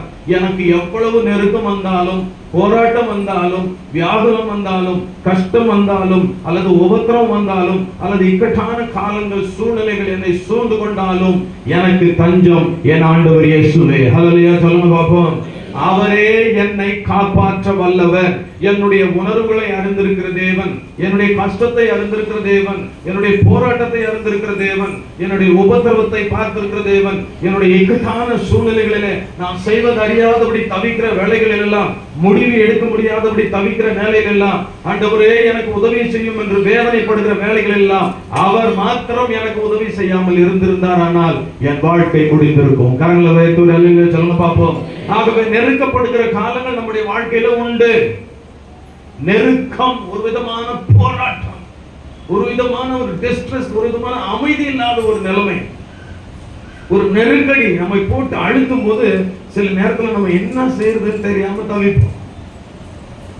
இந்த மாதிரி காலங்களில தான் நம்முடைய பிள்ளைகள், தேவ பிள்ளைகள் வேதத்தை பார்க்கணும். ஆண்டவர் நமக்கு என்ன சொல்லியிருக்கிறான்னு பார்க்கணும். உலக பிரகாரமான மனிதர்கள் தவறான முடிவை எடுத்துக் கொடுக்கிறார்கள். நம்முடைய நியூஸ்ல எல்லாம் கேட்கிறோமே, மன உளைச்சலின் காரணமாக அநேக தற்கொலையும் செய்து கொள்கிறார்கள். இன்னைக்கு அநேகமா உங்களிடத்துல ஒரு கேள்வி நான் கேட்பேன், உங்களுக்கு என்ன அதிகமான நெருக்கம் சொன்னா முதல்ல என்ன சொல்லுவீங்க? சொல்லுங்க பாப்போம். எல்லாரும் 90% எனக்கு இதுதான் நெருக்கம்னு சொன்னா எதை சொல்லுவீங்க? சொல்ல மாட்டீங்க. சொல்லுங்க. நெருக்கத்துல இருக்கிறீங்க தானே, ஒரு கஷ்டத்துல இருக்கிறீங்க தானே, போராட்டத்துல இருக்கிறீங்க தானே. அது என்னது? பணம். ஆமா, பிரதர் கையை கடிக்குது பிரதர், கையை பசை வேண்டி இருக்கு பிரதர், என்ன செய்யணுன்னே தெரியல பிரதர், தேவை இருக்கு பிரதர், வரவுக்கு மீறி செலவு பிரதர், அதனால என்ன செய்யறதுன்னு தெரியாம நான் என்ன பண்றேன், ஒரே ஒரு நெருக்கடி. சிலர் என்ன பண்றாங்கன்னா இந்த நெருக்கத்துல என்ன செய்யறதுன்னு தெரியாம சீக்கிரமா போய் என்ன வாங்கிடுறாங்க, சொல்ல மாட்டீங்க, அனுபவம் தானே பேசுதுங்க, என்ன கடனை வாங்கிடுறோம். பைபிள் நமக்கு என்ன சொல்லப்படுது, கடன் வாங்கினவன் கடன் கொடுத்தவனுக்கு தெரியாதா, தெரியாம தான் வாங்கிட்டு இருக்கிறோம். கடன் வாங்கினவன் கடன் கொடுத்தவனுக்கு அடிமை. அப்போ இந்த கடன் வாங்குகிற நிலைமை, பண நெருக்கடி இன்னைக்கு எல்லாருக்குமே இருக்கு, யாருக்கு தான் இல்லை. அத்தியாவசியமான வாழ்க்கை, அத்தியாவசியமான தேவை, அத்தியாவசியமான பொருட்கள், தேவை நிறைந்த உலகத்துல வாழ்கிறோம், நெருக்கத்தின் மத்தியில வாழறோம். இன்னைக்கு உலகத்தின் ஆசை பாசங்கள்லாம் ஜனங்களை என்னமா போட்டு இழுக்குது தெரியுங்களா? ஒண்ணு கொடுத்தா ஒண்ணு ஃப்ரீ, ஒண்ணு வாங்கினா சொல்லுங்க, ஒண்ணு வாங்கினா இன்னொன்னு. இப்ப எல்லாம் வீட்டை தேடியே வந்துடுறான். சார் நீங்க பணம் இப்ப கொடுக்காதீங்க, பணம் நீங்க இப்ப கொடுக்காதீங்க, பொருளை முதல்ல என்ன பண்ணிக்கிறீங்க சொல்லுங்க, நீங்க வாங்கி வச்சிருக்கீங்களா சொல்லுங்க, பொருளை என்ன பண்ணுங்க வாங்கிக்கிறீங்க, பிறகு காசு கொடுங்க. நம்ம ஆளுக்கு வந்து ஆசை, கையில ஒண்ணுமே கிடையாது, தானா தேடி வருது. என்ன பண்ணுவீங்க சொல்லுங்க? வீட்டையா சொல்லுவார் வேண்டாம், அம்மா சொல்லுவோம் வேண்டும், ஐயா சொல்லுவார் வேண்டாம் வேண்டும். வாங்கிட்டு அதை கட்டுறதுக்கு பதிலா இன்னொரு இடத்துல கடன் வாங்கி, அதை அடைக்கிறதுக்கு பதிலா இன்னொரு இடத்துல கடன் வாங்கி, அதை அடைக்கிறதுக்கு இன்னொரு இடத்துல கடன் வாங்கி, நண்பர் இடத்துல கடன் வாங்கி, சொந்தக்கார இடத்துல கடன் வாங்கி, உறவு இடத்துல கடன் வாங்கி, கடைசியில கழுத்தை நெருக்கிற நேரம் வரும் பொழுது ஆண்டவரே என் கடனை சொல்லுங்களேன். வாங்கும் போது கேட்டீங்களா? வாங்கட்டும் ஆண்டவரே. அப்போ இந்த நெருக்கம் என்கிற அந்த வார்த்தையை நம்ம படிக்கும் போது எப்படியெல்லாம் இந்த நெருக்கம் நம்முடைய வாழ்க்கையில வருது, ஏன் அப்படின்னு தெரிஞ்சுக்கிட்டோம்னா நாம தெளிவாயிடும். கரங்களை வைத்து ஒரு அலையில சொல்ல பார்ப்போம். அது ஒரு விதமான அண்டர் பிரஷர்ல மாட்டிக்கிறது, பெரிய டிராப்ல போய் நம்ம மாட்டிக்கிறோம். அது நம்மளை மூச்சு விட முடியாதபடி நிம்மதியான ஒரு வாழ்க்கையை அழித்து மன உளைச்சலுக்கு நேராக கொண்டு போய் தனிமையை கொண்டு போய் யார் இடத்துலையும் ஒரு சுகமான ஒரு மகிமையான மகிழ்ச்சியான ஒரு வாழ்க்கையே இல்லாதபடி என்னமோ எதையோ இழந்த மாதிரி ஒரு நிலைமை. கடைசியில பாருங்க இந்த உலகத்தையே அவன் இழந்து போறான். அதை குறித்து நான் வேகமா போறேன். இந்த நெருக்கங்கள் வர்றதுக்கு நிறைய காரணங்கள் உண்டு, நிறைய காரணங்கள் உண்டு.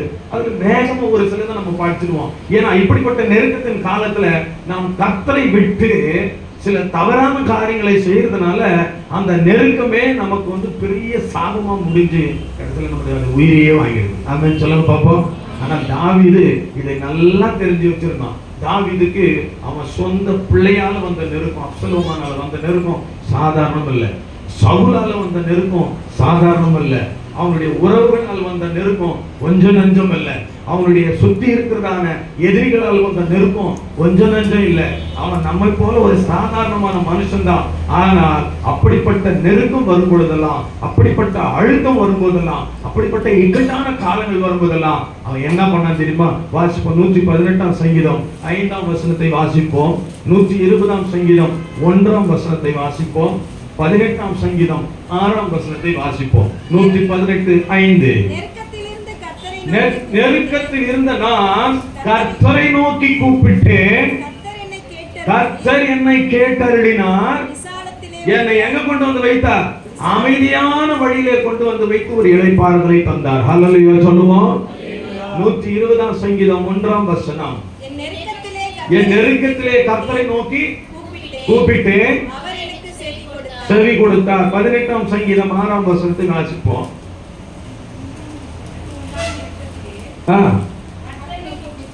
கூப்பிட்டு அபயமிட்டேன். பாருங்க, நெருக்கத்துல கர்த்தரை நோக்கி கூப்பிட்டான். அதுக்கப்புறம் நீங்க அப்படியே கண்டினியூவா 25 வசனம் வரைக்கும் நீங்க வாசிச்சீங்கன்னா இன்னும் நான் நடந்துச்சுன்னு எழுதிருப்போம். நல்லா கவனிங்க தேவனுடைய பிள்ளைகளை, என்ன விதமான நெருக்கத்துல நீங்க இருக்கிறீங்கன்னு எனக்கு தெரியல.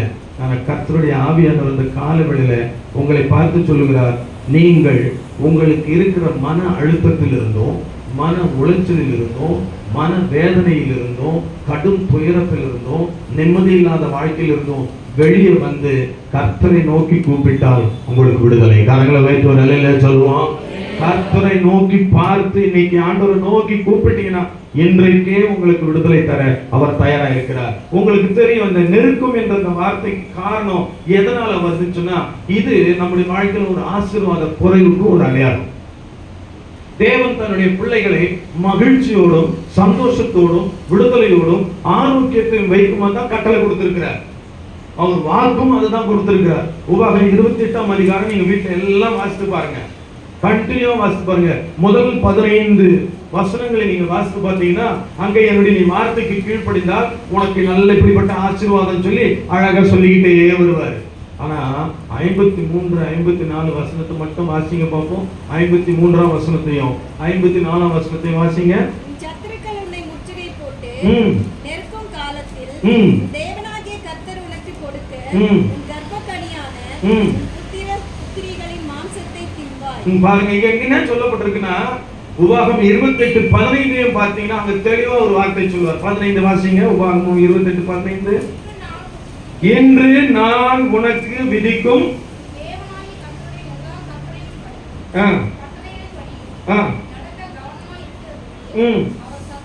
செவி கொடாமல் போனால். முதல்ல நம்முடைய வாழ்க்கையில பிரச்சனைக்கு காரணமே நாம் ஆண்டவருடைய வார்த்தைக்கு செவி கொடாம போனதுதான், தேவனுடைய வார்த்தையை கேட்காம போனதுதான். சில நேரத்துல பெற்றோர்கள் பிள்ளைகளுக்கு சொல்லுவாங்க பாருங்க, இதை செஞ்சுனா உனக்கு இந்த பிரச்சனை வரும், வேண்டான்னு சொல்லி பாருங்களா. நம்மளால என்ன பண்ணோம், பிள்ளைங்க என்ன பண்ணோம், கேட்கவே கேட்காது, போய் மாட்டிக்கணும். நெருக்கப்பட்டு அட்டிய உதயம் வந்து வாங்கிட்ட பிறகுதான் அப்பா அம்மா யாருன்னு தெரியும். ஆண்டவரும் அப்படிதான் சொல்றார். இன்னைக்கு நான் உனக்கு சொல்றேன், நீ வாழ்ந்து சுகித்திருக்க வேண்டும், நிம்மதியா இருக்கணும், நீ நன்றா இருக்கணும். உபாகமத்தில் ஒரு வசனம் இருக்குது பாருங்களேன், என்ன அழகா சொல்றாரு பாருங்களேன். அந்த வார்த்தையை நீங்க படிச்சு பார்த்தீங்கன்னா தெளிவா இருக்குது. உபாகமம் புஸ்தகம் 5ஆம் அதிகாரம், உபாகமம் புஸ்தகம் 5ஆம் அதிகாரம் 29ஐயும் 33ஐயும் நான் வாசிக்கலாம். அவர்கள் பிள்ளைகளும் என்றென்றைக்கும் நன்றாயிருக்கும்படி அவர்கள் என்னாலும் எனக்கு பயந்து என் கற்பனைகளுக்கெல்லாம் கைகொள்ளும்படியான ஏற்ற இருதயம் இருந்தால் போதும். 33 பாருங்களேன், என்ன தெளிவா. நீங்கள் சுதந்திரிக்கும் தேசத்திலே பிழைத்து சுகித்து நீடித்த நாளாய் இருக்கும்படி. நல்லா கவனிக்கிறீங்களா? பிழைக்கணும், சுகிக்கணும். ஆண்டவருடைய எண்ணம் பாருங்களா தன் பிள்ளைகள் மேல. நீங்க எப்படி இருக்கணுமா சொல்லுங்க, நீங்க எப்படி இருக்கணும்? பிழைக்கணும். சுகித்தல்னா என்ன அர்த்தம்? சுகமா வாழணும். வேற சுகிர்த முத்தல் வச்சுக்கிட்டா மட்டும் போறாது, சுகமா வாழணும். கவனிக்கிறீங்களா? அப்ப நம்ம பிழைக்கணும், சுகமாய் வாழணும். அதோடு இல்ல, இன்னொரு வார்த்தை ஆசீர்வாதத்தை கூட்டி வைக்கிறார். என்னது? நீடித்த நாள், lengthened days. தேவனுடைய பிள்ளைகளுடைய ஆசீர்வாதம் இதுதான். நீங்க நன்றா இருக்கணும், முதல்ல சுகமா வாழணும், அதே வேளையில lengthened days, நீடித்த நாளாய் வாழணும் தேவனுடைய வாக்கு. ஆனால் இந்த கட்டளைக்கு தேவ ஜனங்கள் என்னைக்கு கீழ்ப்படலையோ ஆயுசு நாட்கள் குறுக்கம், அலைச்சல், நெருக்கம். சொல்றாங்கல்ல, என்னுடைய வார்த்தைக்கு நீ கீழ்ப்படியாம போனதுனால உன்னை சத்துரு என்ன பண்ணுவானா, போட்டு நெருக்குவான். தேவனுடைய பிள்ளையும் உன்னுடைய வாழ்க்கையில மன அமைதியும் நெருக்கத்தையும் கஷ்டத்துக்கும் மன உளைச்சலுக்கும் காரணம் தேவன் அல்ல. தேவனுடைய வார்த்தைக்கு நீ கீழ்ப்படியாமல் போனதுதான் காரணம். தேவனுடைய வார்த்தைக்கு கீழ்ப்படியாமல் போனதே இதற்கு காரணம். மாத்திரமல்ல, சில நேரத்தில் கர்த்தரே கூட இந்த காரியத்தை அனுமதிக்கிறார். ஏன் சொன்னா, வேதத்துல முழுக்க நீங்க படிச்சு பாருங்க, தேவனுடைய பிள்ளைங்க ஆண்டவருடைய வார்த்தைக்கு கீழ்ப்படியாம என்னைக்கெல்லாம் விரோதமா எதிர்த்து நின்னாங்களோ சத்ரு கையிலே ஒப்பு கொடுத்து நெருக்குவாராம். கரங்களை வைத்து ஒரு இலையில சொல்ல மாட்டீங்களா? தேவனுடைய பிள்ளைங்க ஆண்டவருடைய வார்த்தைக்கு எப்பெல்லாம் எதிர்த்து நின்று முரட்டாட்டம் பண்ணி வணங்கா கழுத்துள்ளவர்களாய் கீழ்ப்படியாம நின்னாங்களோ சத்ரு கையில கொடுத்து சரி பண்ணுவாராம். கவனிக்கிறீங்களா? சில நேரத்துல, ஏன் ஆண்டவரே எனக்கு இந்த பிரச்சனை என்கிட்ட தான் இருக்கு, என்னமோ பாரு சொல்றாரு. என் வார்த்தைக்கு நீ கீழ்ப்படிஞ்சியா? நான் உனக்கு கட்டளை இருக்கிற ஆசீர்வாதத்தை நீ சுதந்திரிக்கிறதுக்கு உன்னை ஆண்டவரா நான் இருக்கிறேனே, என் வார்த்தையை கேட்டியா? அப்ப இந்த நெருக்கத்திலிருந்து தப்பிக்க ஒரு வழி, என் வார்த்தைக்கு நீங்க கீழ்ப்படி. கரங்களை வைத்து ஒரு அல்லேலூயா சொல்லுங்க பாப்போம். ஆண்டவருடைய வார்த்தையை என்னைக்கு நீங்க மேன்மைப்படுத்தி அதற்கு உங்களை ஒப்பு கொடுத்து கீழ்ப்படுறீங்களோ, அவர் சொன்ன ஆசீர்வாதம் அத்தனையும் நீங்க உபாகமம் 28ல 15 வசனங்கள் தான் ஆசீர்வாதம் எழுதுகிறாரு. அடுத்த கிட்டத்தட்ட 40 வசனங்கள் நீங்க படிச்சு பார்த்தீங்கன்னா ஃபுல்லா சாபம் தான். ஆசீர்வாதத்தை மட்டும் சாபம் அதிகமா இருக்கு.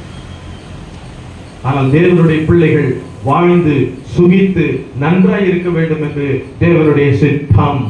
ஆனால் தேவனுடைய பிள்ளைகள் இஸ்ரவேல் ஜனங்களை குறித்து ஹிஸ்டரியில நீங்க படிச்சு பார்த்தீங்கன்னா, கர்த்தருக்கு மகிமை உண்டாகட்டும், அந்த ஜனங்களை போல ஒரு மோசமான ஜனங்கள் எந்த ஜனங்களுமே கிடையாது. முரட்டாட்டம் உள்ள ஜனங்கள், கடின இருப்புள்ள ஜனங்கள், வணங்கா கழுத்துள்ளவர்கள், தேவனை எதிர்த்து நின்றவர்கள், தேவனை பரீட்சை பார்த்தவர்கள், தேவனுக்கு கோபம் ஊட்டினவர்கள், தேவனுடைய வார்த்தைக்கு முரட்டாட்டமா பதில் சொன்னவங்க, தேவன் சொன்னதுக்கு விரோதமாய் கலகம் செய்த ஜனங்கள்.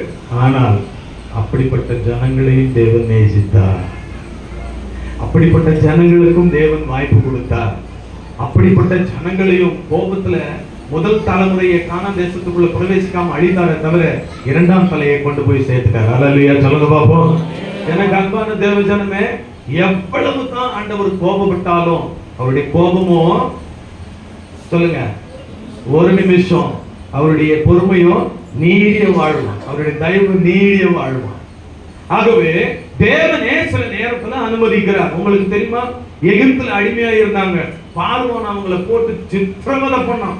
மூச்சு விட முடியாம, ஜெபம் பண்ண முடியாம பெருமூச்சு விட்டார்கள் இருக்குது. தவிக்கிறாங்க. ஆண்டவரே எனக்கு உதவி செய்யும் அப்படின்னு சொல்லிட்டு கர்த்தர் மோசேவை அனுப்பினார், ரட்சிப்பை அனுப்பினார், அங்கிருந்து விடுதலையாக்கி கொண்டு வந்தார். விடுதலையோடு மகிழ்ச்சியோடு வந்த ஜனங்கள் விடுதலையை மகிழ்ச்சியோடு அனுபவிக்காம தேவனை பரீட்சை பார்க்க ஆரம்பித்தாங்களாம். நல்லா கவனிக்கலாம். சில நேரத்துல ஆண்டவர் நம்மளை ஆசீர்வதிக்க முடியாது, விடுதலை கொடுப்பார். ஆண்டவரே 78ஆம் சங்கீதமும் 107ஆம் சங்கீதம் நீங்க வீட்டுல வாசித்து பாருங்களேன், என்ன அழகா எழுதியிருக்கு. வாசிங்க 107ஆம் சங்கீதத்தை திருப்பி கொள்ளுங்க. 107ஆம் சங்கீதம் 6ஆம் வசனம். தங்கள் ஆபத்திலே கர்த்தரை நோக்கி கூப்பிட்டார்கள், அவர்கள் இக்கட்டில் இருந்தவர்களை என்ன பண்ணாரு? 13ஆம் வசனமும் அப்படித்தான் எழுதியிருக்கும், 19ஆம் வசனமும் அப்படித்தான் எழுதியிருக்கும், 28ஆம் வசனமும் அப்படித்தான் எழுதியிருக்கும்.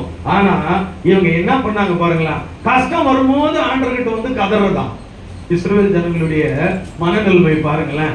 கஷ்டம் வரும்போது ஆண்டவர்கிட்ட, ஆண்டவரே ஆண்டவரே ஆண்டவரே நாங்கள் ஆபத்துல சிக்கிக் கொண்டோம், இக்கட்டிலே மாட்டிக்கொண்டோம், எங்களுக்கு உதவி செய்யும் ஆண்டவரே அப்படின்னு வாங்கலாம். உடனே ஆண்டவர் இறங்கி, போட உன்னை நான் பெற்றெடுத்துட்டேன், என்ன சொல்றது, என் பிள்ளையா மாறிட்டேன், உனக்கு நான் வாக்கு பண்ணிட்டேன், எங்க கொண்டு வந்து சேர்க்கணும்னு சொல்லி கானான் தேசத்துல கொண்டு வந்து சேர்க்கணும், நீ நன்றாக போய் சேரணும், வாக்கு பண்ணிட்டேன். வாக்குத்தத்தத்தில் உண்மை உள்ள தேவன். மோசே என்னிடத்துல நின்று அழுது ஜெபம் பண்றான், சுவாமி நீங்க நடுவுல வந்து அழிச்சிட்டீங்கன்னா புறஜாதி எல்லாம் என்ன சொல்லுவாங்க, நடுவுலயே கொண்டு வந்து இவங்களை என்ன பண்ணிட்டீங்க, அழிச்சிட்டீங்கன்னு சொல்லி உமது நாமத்துக்கு தூஷணம் வருமே. ஆனா ஆண்டவரே இவங்களை அழிக்காதீங்க ஆண்டவரே, எப்படியாவது கொண்டு போய் சேர்த்துருங்க ஆண்டவரே மன்றாட்டை கேட்டு மனம் இருக்கிற தேவன் ஆபத்திலே கூப்பிடும் போது நேரா வந்து இக்கட்டுக்கு வந்து உதவி செய்வாராம். நடந்தது என்ன தெரியுமா, இப்படி விடுதலை செய்த மாத்திரமே என்ன பண்ணாங்க பாருங்க, அந்த 10ஆம் வசனத்தை வாசிங்க. தேவனுடைய வார்த்தைக்கு விரோதமாக கலகம் பண்ணி பாருங்களேன். விடுதலை வாங்கிட்ட பிறகு சொல்லுங்க, விடுதலை வாங்கிட்ட பிறகு சாகும் போது சங்கரன், வாழ்வு கிடைக்கும் போது நாங்க அப்படிதான் சொல்லுவோம், வேற மாதிரி சொல்லுவாங்க. ஆபத்து வரும்போது கர்த்தாவே, ஆண்டவரும் மனம் நெருங்கி, ஐயோ என் பிள்ளையாச்சே, சரி போ, உனக்கு ஆண்டவர் உனக்கு ரட்சிப்பு தரேன், இந்த உனக்கு விடுதலை தரேன் வாங்கிக்க சொன்ன அடுத்த செகண்ட் ஆண்டவர் மறந்துருது. இல்லை, தேவனிடத்துல நன்மையை பெற்று தேவனுடைய ஆசீர்வாதத்தை பெற்ற ஜனம் தான் மறந்து போய் தேவனை துதிக்க மறந்துருது. ஆலயத்துக்கு வர்றதில்ல, ஆண்டுடைய காரியத்துக்கு முக்கியத்துவம் கொடுக்கறதில்ல, ஆண்டுடைய ராஜ்யத்துக்கு கொடுத்துதான ஒரு தைரியம் இல்லை, ஆண்டுடைய அன்பை கொடுத்துதான ஒரு காரியம் இல்லை. என்ன மனம் போன வாழ்க்கை. நியாயாதிபதிகள் புஸ்தகம் 2ஆம் அதிகாரத்துல 15ஆம் வசனம் இப்படி சொல்லப்பட்டிருக்குது. நியாயாதிபதிகள் 2:15 வாசிப்போம். கர்த்தர் சொல்லியபடியும்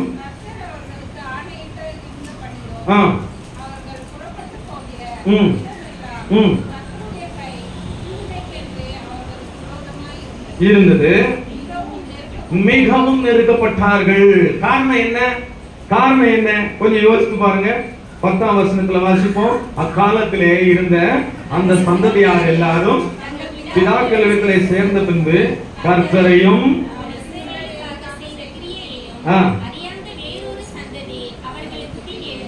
ஆண்டவரை அறியாத சந்ததி ஒன்று எழுந்துச்சு.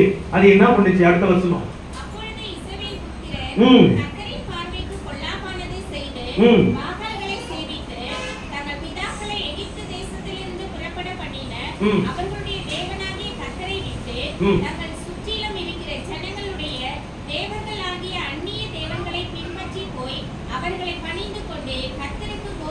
அதனால வந்த வினை 14ஆம் வசனத்தினுடைய கடைசி வரி பாருங்க பார்ப்போம். அவர்களை சுற்றிலும் இருக்கிற அவர்கள் பகைஞரின் கையில் அவர்களை வெற்று போட்டார். கவனிக்கிறீங்களா? இஸ்ரவேல் ஜனங்கள் செய்த தவறை தேவன் நெருக்கத்துக்கு நேரம் கொண்டு போனதுக்கு காரணம் அவங்க அந்த நெருக்கத்தின் மத்தியிலே திரும்ப அவர்கிட்ட வரணும். கவனிக்கிறீங்களா? வேதத்தை நல்லா படிச்சு பாருங்க. இஸ்ரவேல் ஜனங்களை ஆண்டவர் சத்ரு கையில ஒப்பு கொடுத்து நெருக்கினாரே தவிர அவர்களை அழிக்கல. கரங்களை வைத்து ஒரு அல்ல சொல்லுங்க பாப்போம். அவர்களை அழிக்க அவர் ஒப்பு கொடுக்கவில்லை. சத்ருவின் இடத்துல ஒப்பு கொடுத்ததுக்கு காரணம் அவர்களை அவங்க என்ன பண்ணாங்களா? நெருக்கி இக்கட்டான நிலைமையில அவங்களை போட்டு நசுக்கும் பொழுது அந்த நேரத்தில் ஆண்டவர் நோக்கி கூப்பிடுவாங்க. கவனிக்கிறீங்களா? நெருக்கமும் இக்கட்டும் நாம் செய்த தவறுதலினாலே தான் வருகிறது. தேவன் அதை அனுமதிக்கிறார். காரணம், நாம் தேவனுக்கு கொடுக்க வேண்டிய கனமும் மரியாதையும் ஆசீர்வாதத்தின் காரியத்தை நம்ம மறந்து போனோம். மல்கியால சொல்றார்ல, நான் பிதாவானால். மல்கியா புஸ்தகம் திருப்பிக் கொள்ளுங்க. மல்கியாவின் புஸ்தகம் 1ஆம் அதிகாரத்தை நாம் எடுத்துக்கொள்வோம். மல்கியாவின் புஸ்தகம் 1ஆம் அதிகாரம் வாசிக்கிறோம். மல்கியா 1:6 வசனம் வாசிப்போம்.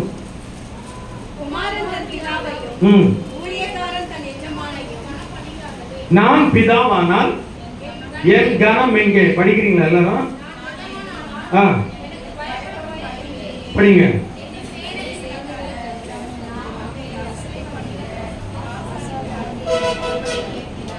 ஆண்டவர் தெய்வமானால் அவருக்கு கொடுக்க வேண்டிய கனம் எங்கயா? சொல்லுங்க. இன்னைக்கு தேவனுடைய பிள்ளைகளுடைய வாழ்க்கையில காணப்படுகிற ஒரு நெருக்கத்துக்கு காரணம் என்ன தெரியுமா? ஒரு நிர்விசாரம் தான்.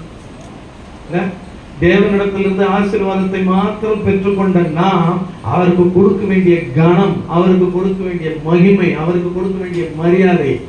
ஏசாயா 1:1 சொல்றார்ல, மாடு தன் முன்னனையும் கழுதை தன் எஜமானையும் அறியுமா, என் ஜனங்களோ அறிவில்லாமல்.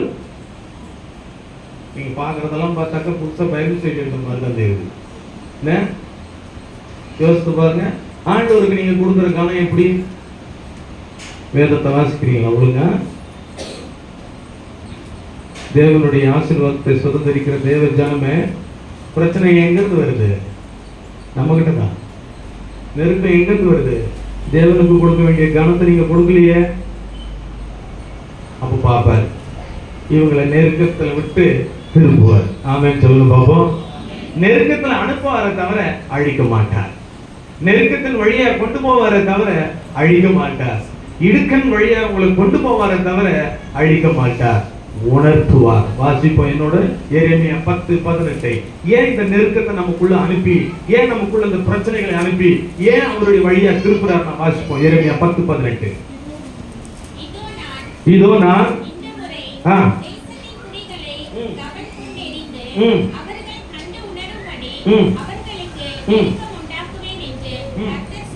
உணர்வு உண்டாக்கும்படி அவர்களுக்கு நெருக்கத்தை கொடுப்பேன்.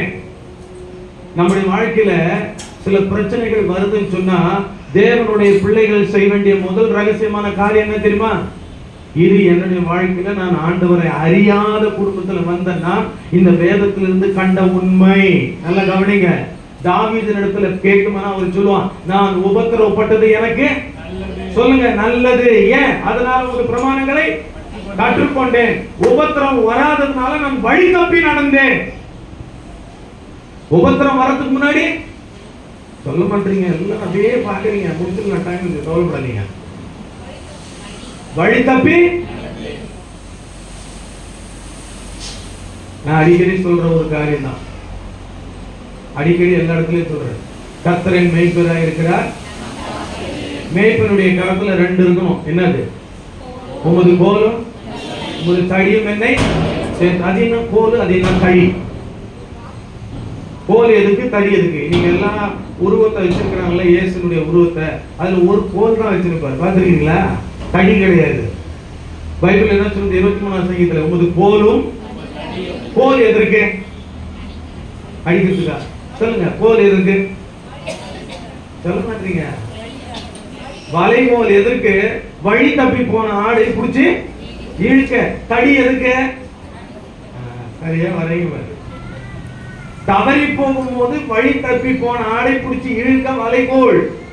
சொல் பேச்சை கேட்கலன்னா குடுக்க தடி. புரியுதுங்களா? இதுதான் நம்முடைய ஆண்டவர். நீ உன் இஷ்டத்துக்கு போன விட்ட மாட்டாரு. அல்லேலூயா சொல்ல மாட்டீங்களா? தகப்பன் சிட்சியாத புத்திரன் உண்டோ? தன் பிள்ளை தவறான வழியில போறான்னு சொன்னா எந்த அப்பா பார்த்து சும்மா இருப்பான்? அப்படி சும்மா இருக்கிறான்னு சொன்னா அவனுக்கு பேரு வேசி கள்ளன்னு சொல்லி பேரு. தன் பிள்ளையை சரியான வழியில நடத்தாத தகப்பன் வேற தகப்பன் பேர். ஆனால் நம்முடைய ஆவிக்குரிய தகப்பன் பரமபிதாவானவர் அப்படி அல்ல.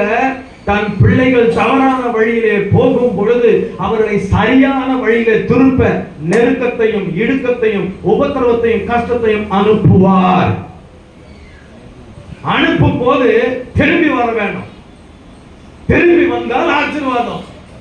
ஒரு ராஜா ஒருத்தர் இருந்தார் பைபிள்ல. அவருக்கு ஆண்டவர் எவ்வளவோ நெருக்கத்தை கொடுத்து பாக்குறாரு, திரும்புவான்னு சொல்லி. கடைசி வருஷம் மனுஷன் திரும்புதல்ல. யாரும் அதையும் பார்த்துருமா? கர்த்தருக்கு மகிமை உண்டாகட்டும். என்னோடு கூட திருப்பிக் கொள்ளுங்கள். கர்த்தருக்கு மகிமை உண்டாவதாக.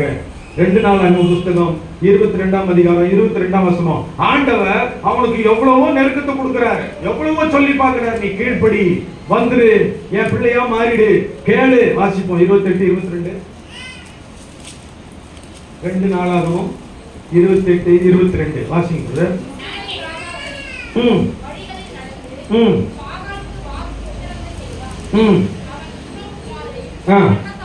இல்லம்மா, நான் 28ஆம் அதிகாரம் 22மா.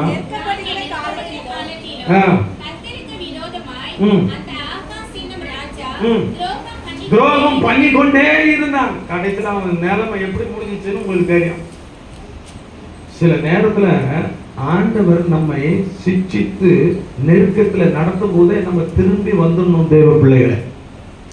காரணம், அதுல ஒரு ஆசீர்வாதத்தை வைப்பார். ஆமென் சொல்லுங்க பாப்போம். கண்டிப்பு ரொம்ப அவசியம். கண்டிப்பு இருக்கிற இடத்துல தான் உண்மையான அன்பு இருக்கும்.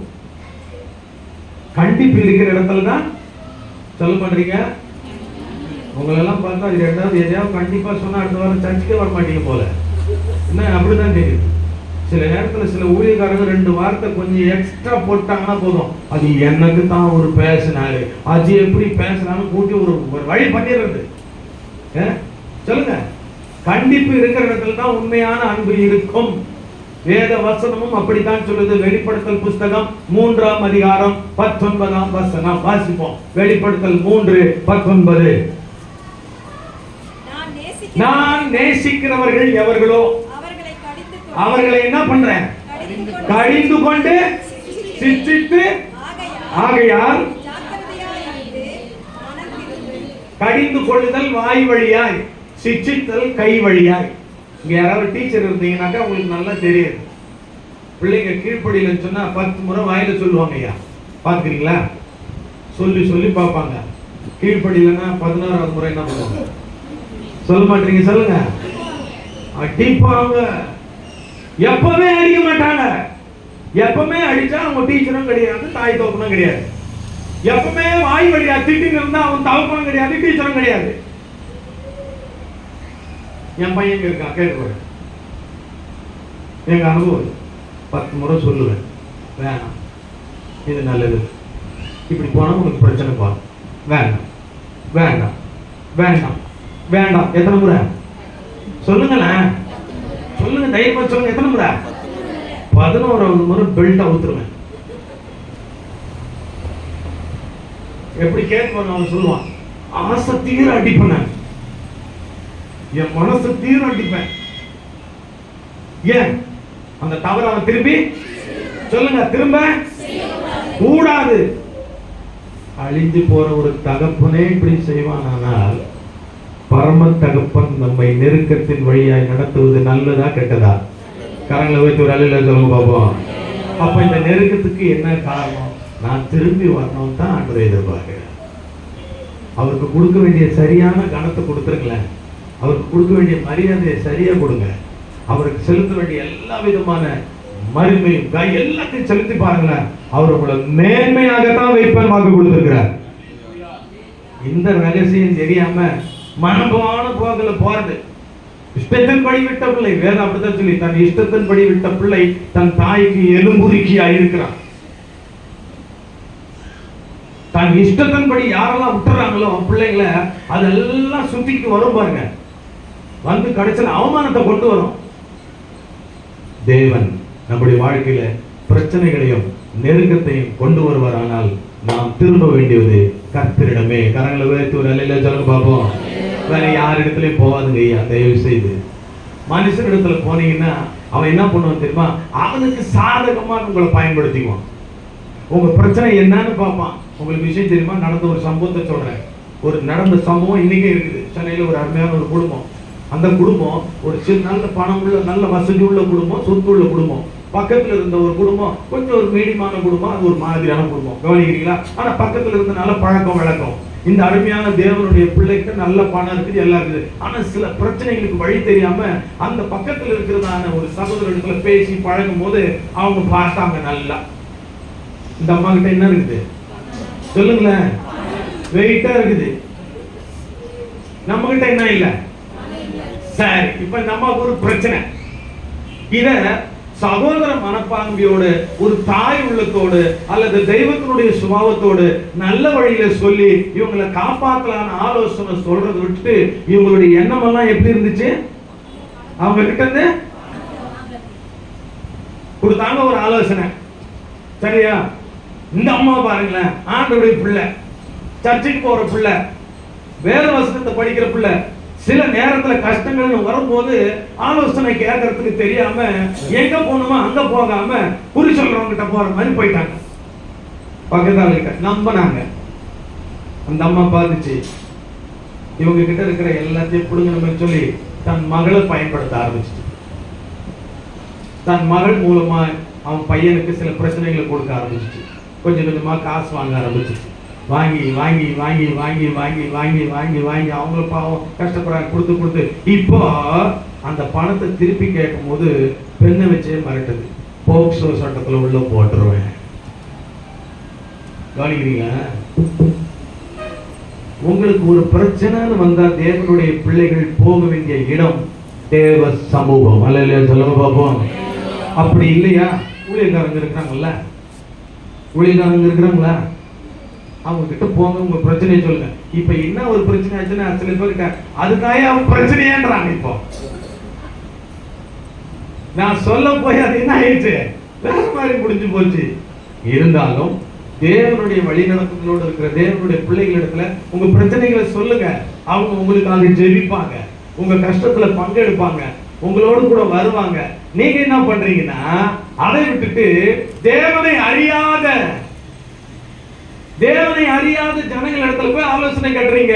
நல்லா கவனிங்க. நல்ல மக்களும் இருக்கிறாங்க, நல்ல மக்களும் இருக்கிறாங்க, தவறான மக்களும் இருக்கிறாங்க. ஆனா நமக்கு தேவை நம்ம பிரச்சனை தீரணும். நம்முடைய பிரச்சனை நம்முடைய நெருக்கத்துல இருந்து வெளியே வரணும்னா எங்க சரியான வழி போகணுமோ அங்கதான் போகணும். இப்ப உதாரணமா சொல்றேன், எனக்கு வயிற்று வலி சொன்னா நான் யார்கிட்ட போகணும் சொல்லுங்க? யார்கிட்ட போகணும்? மெக்கானிக் கிட்ட போனா என்ன பண்ணுவாரு? அவரும் சர்வீஸ் பண்ணுவாரு. எதை?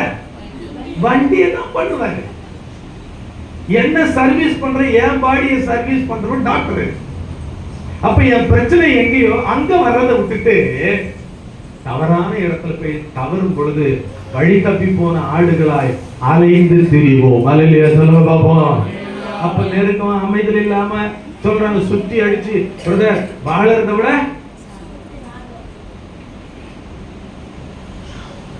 மனுஷர்கள் செய்யும் சதி ஆலோசனை. என்னாகம புஸ்தகம் 25:18. நம்மளை சுற்றில இருக்கிற எல்லாருமே நல்லவங்களா இருந்தா நல்லா இருக்கும். ஆனா நம்மளை சுற்றில சில பயங்கரமான ஜனங்களும் இருக்கிறாங்க.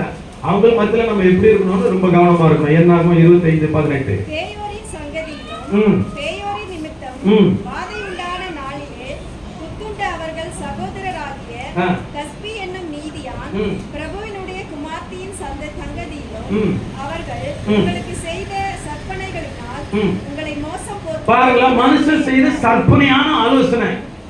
உன்னை கெடுக்கணும்னே இந்த உலகம் சில நேரத்துல இருக்கு. உன்னை நாசமாக்கணும்னே இந்த உலகம் கங்கணம் கட்டி இருக்குது. இன்னைக்கு உலகம் தெரியுமா, கூட பிறந்தவனே நம்ம காலம் தள்ளிட்டுலாம். கூட பிறந்தவங்களே ஏமாத்துறாங்க.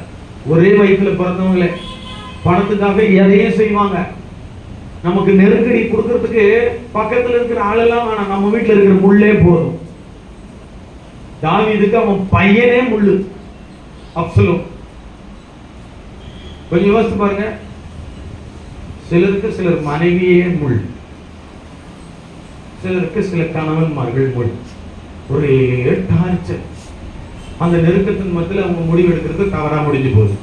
அதே நேரத்தில் ஆலோசனை, நீங்கள் சரியான தேவ பிள்ளைகளிடத்துல போய் கேளுங்கள், தேவன் உங்களுக்கு விடுதலை தருவார். ஆமென். ஒண்ணு கர்த்தர் அனுமதிக்கிறார், இரண்டாவது கீழ்ப்படியாமையினால வருது, மூன்றாவது தேவ மனுஷரிடத்தில் ஆலோசனை கேட்காம தவறான மனுஷரிடத்தில் போய் கேட்கிறது. சில நேரத்தில் நம்ம உண்மையா இருந்தாலும் நமக்கு நெருக்கம் தான். உண்மையின் வழியில போய் பாருங்களேன், நேர்மையா நடந்து பாருங்களேன், சத்தியத்தின் வழியில போய் பாருங்களேன், உங்களுக்கு என்ன வருது சொல்லுங்க? என்ன வருது? அலுவலகத்துல உண்மையா இருந்து பாருங்க, உடனே பேர் வைப்பாங்க. என்ன பேர் வைப்பாங்க தெரியுமா?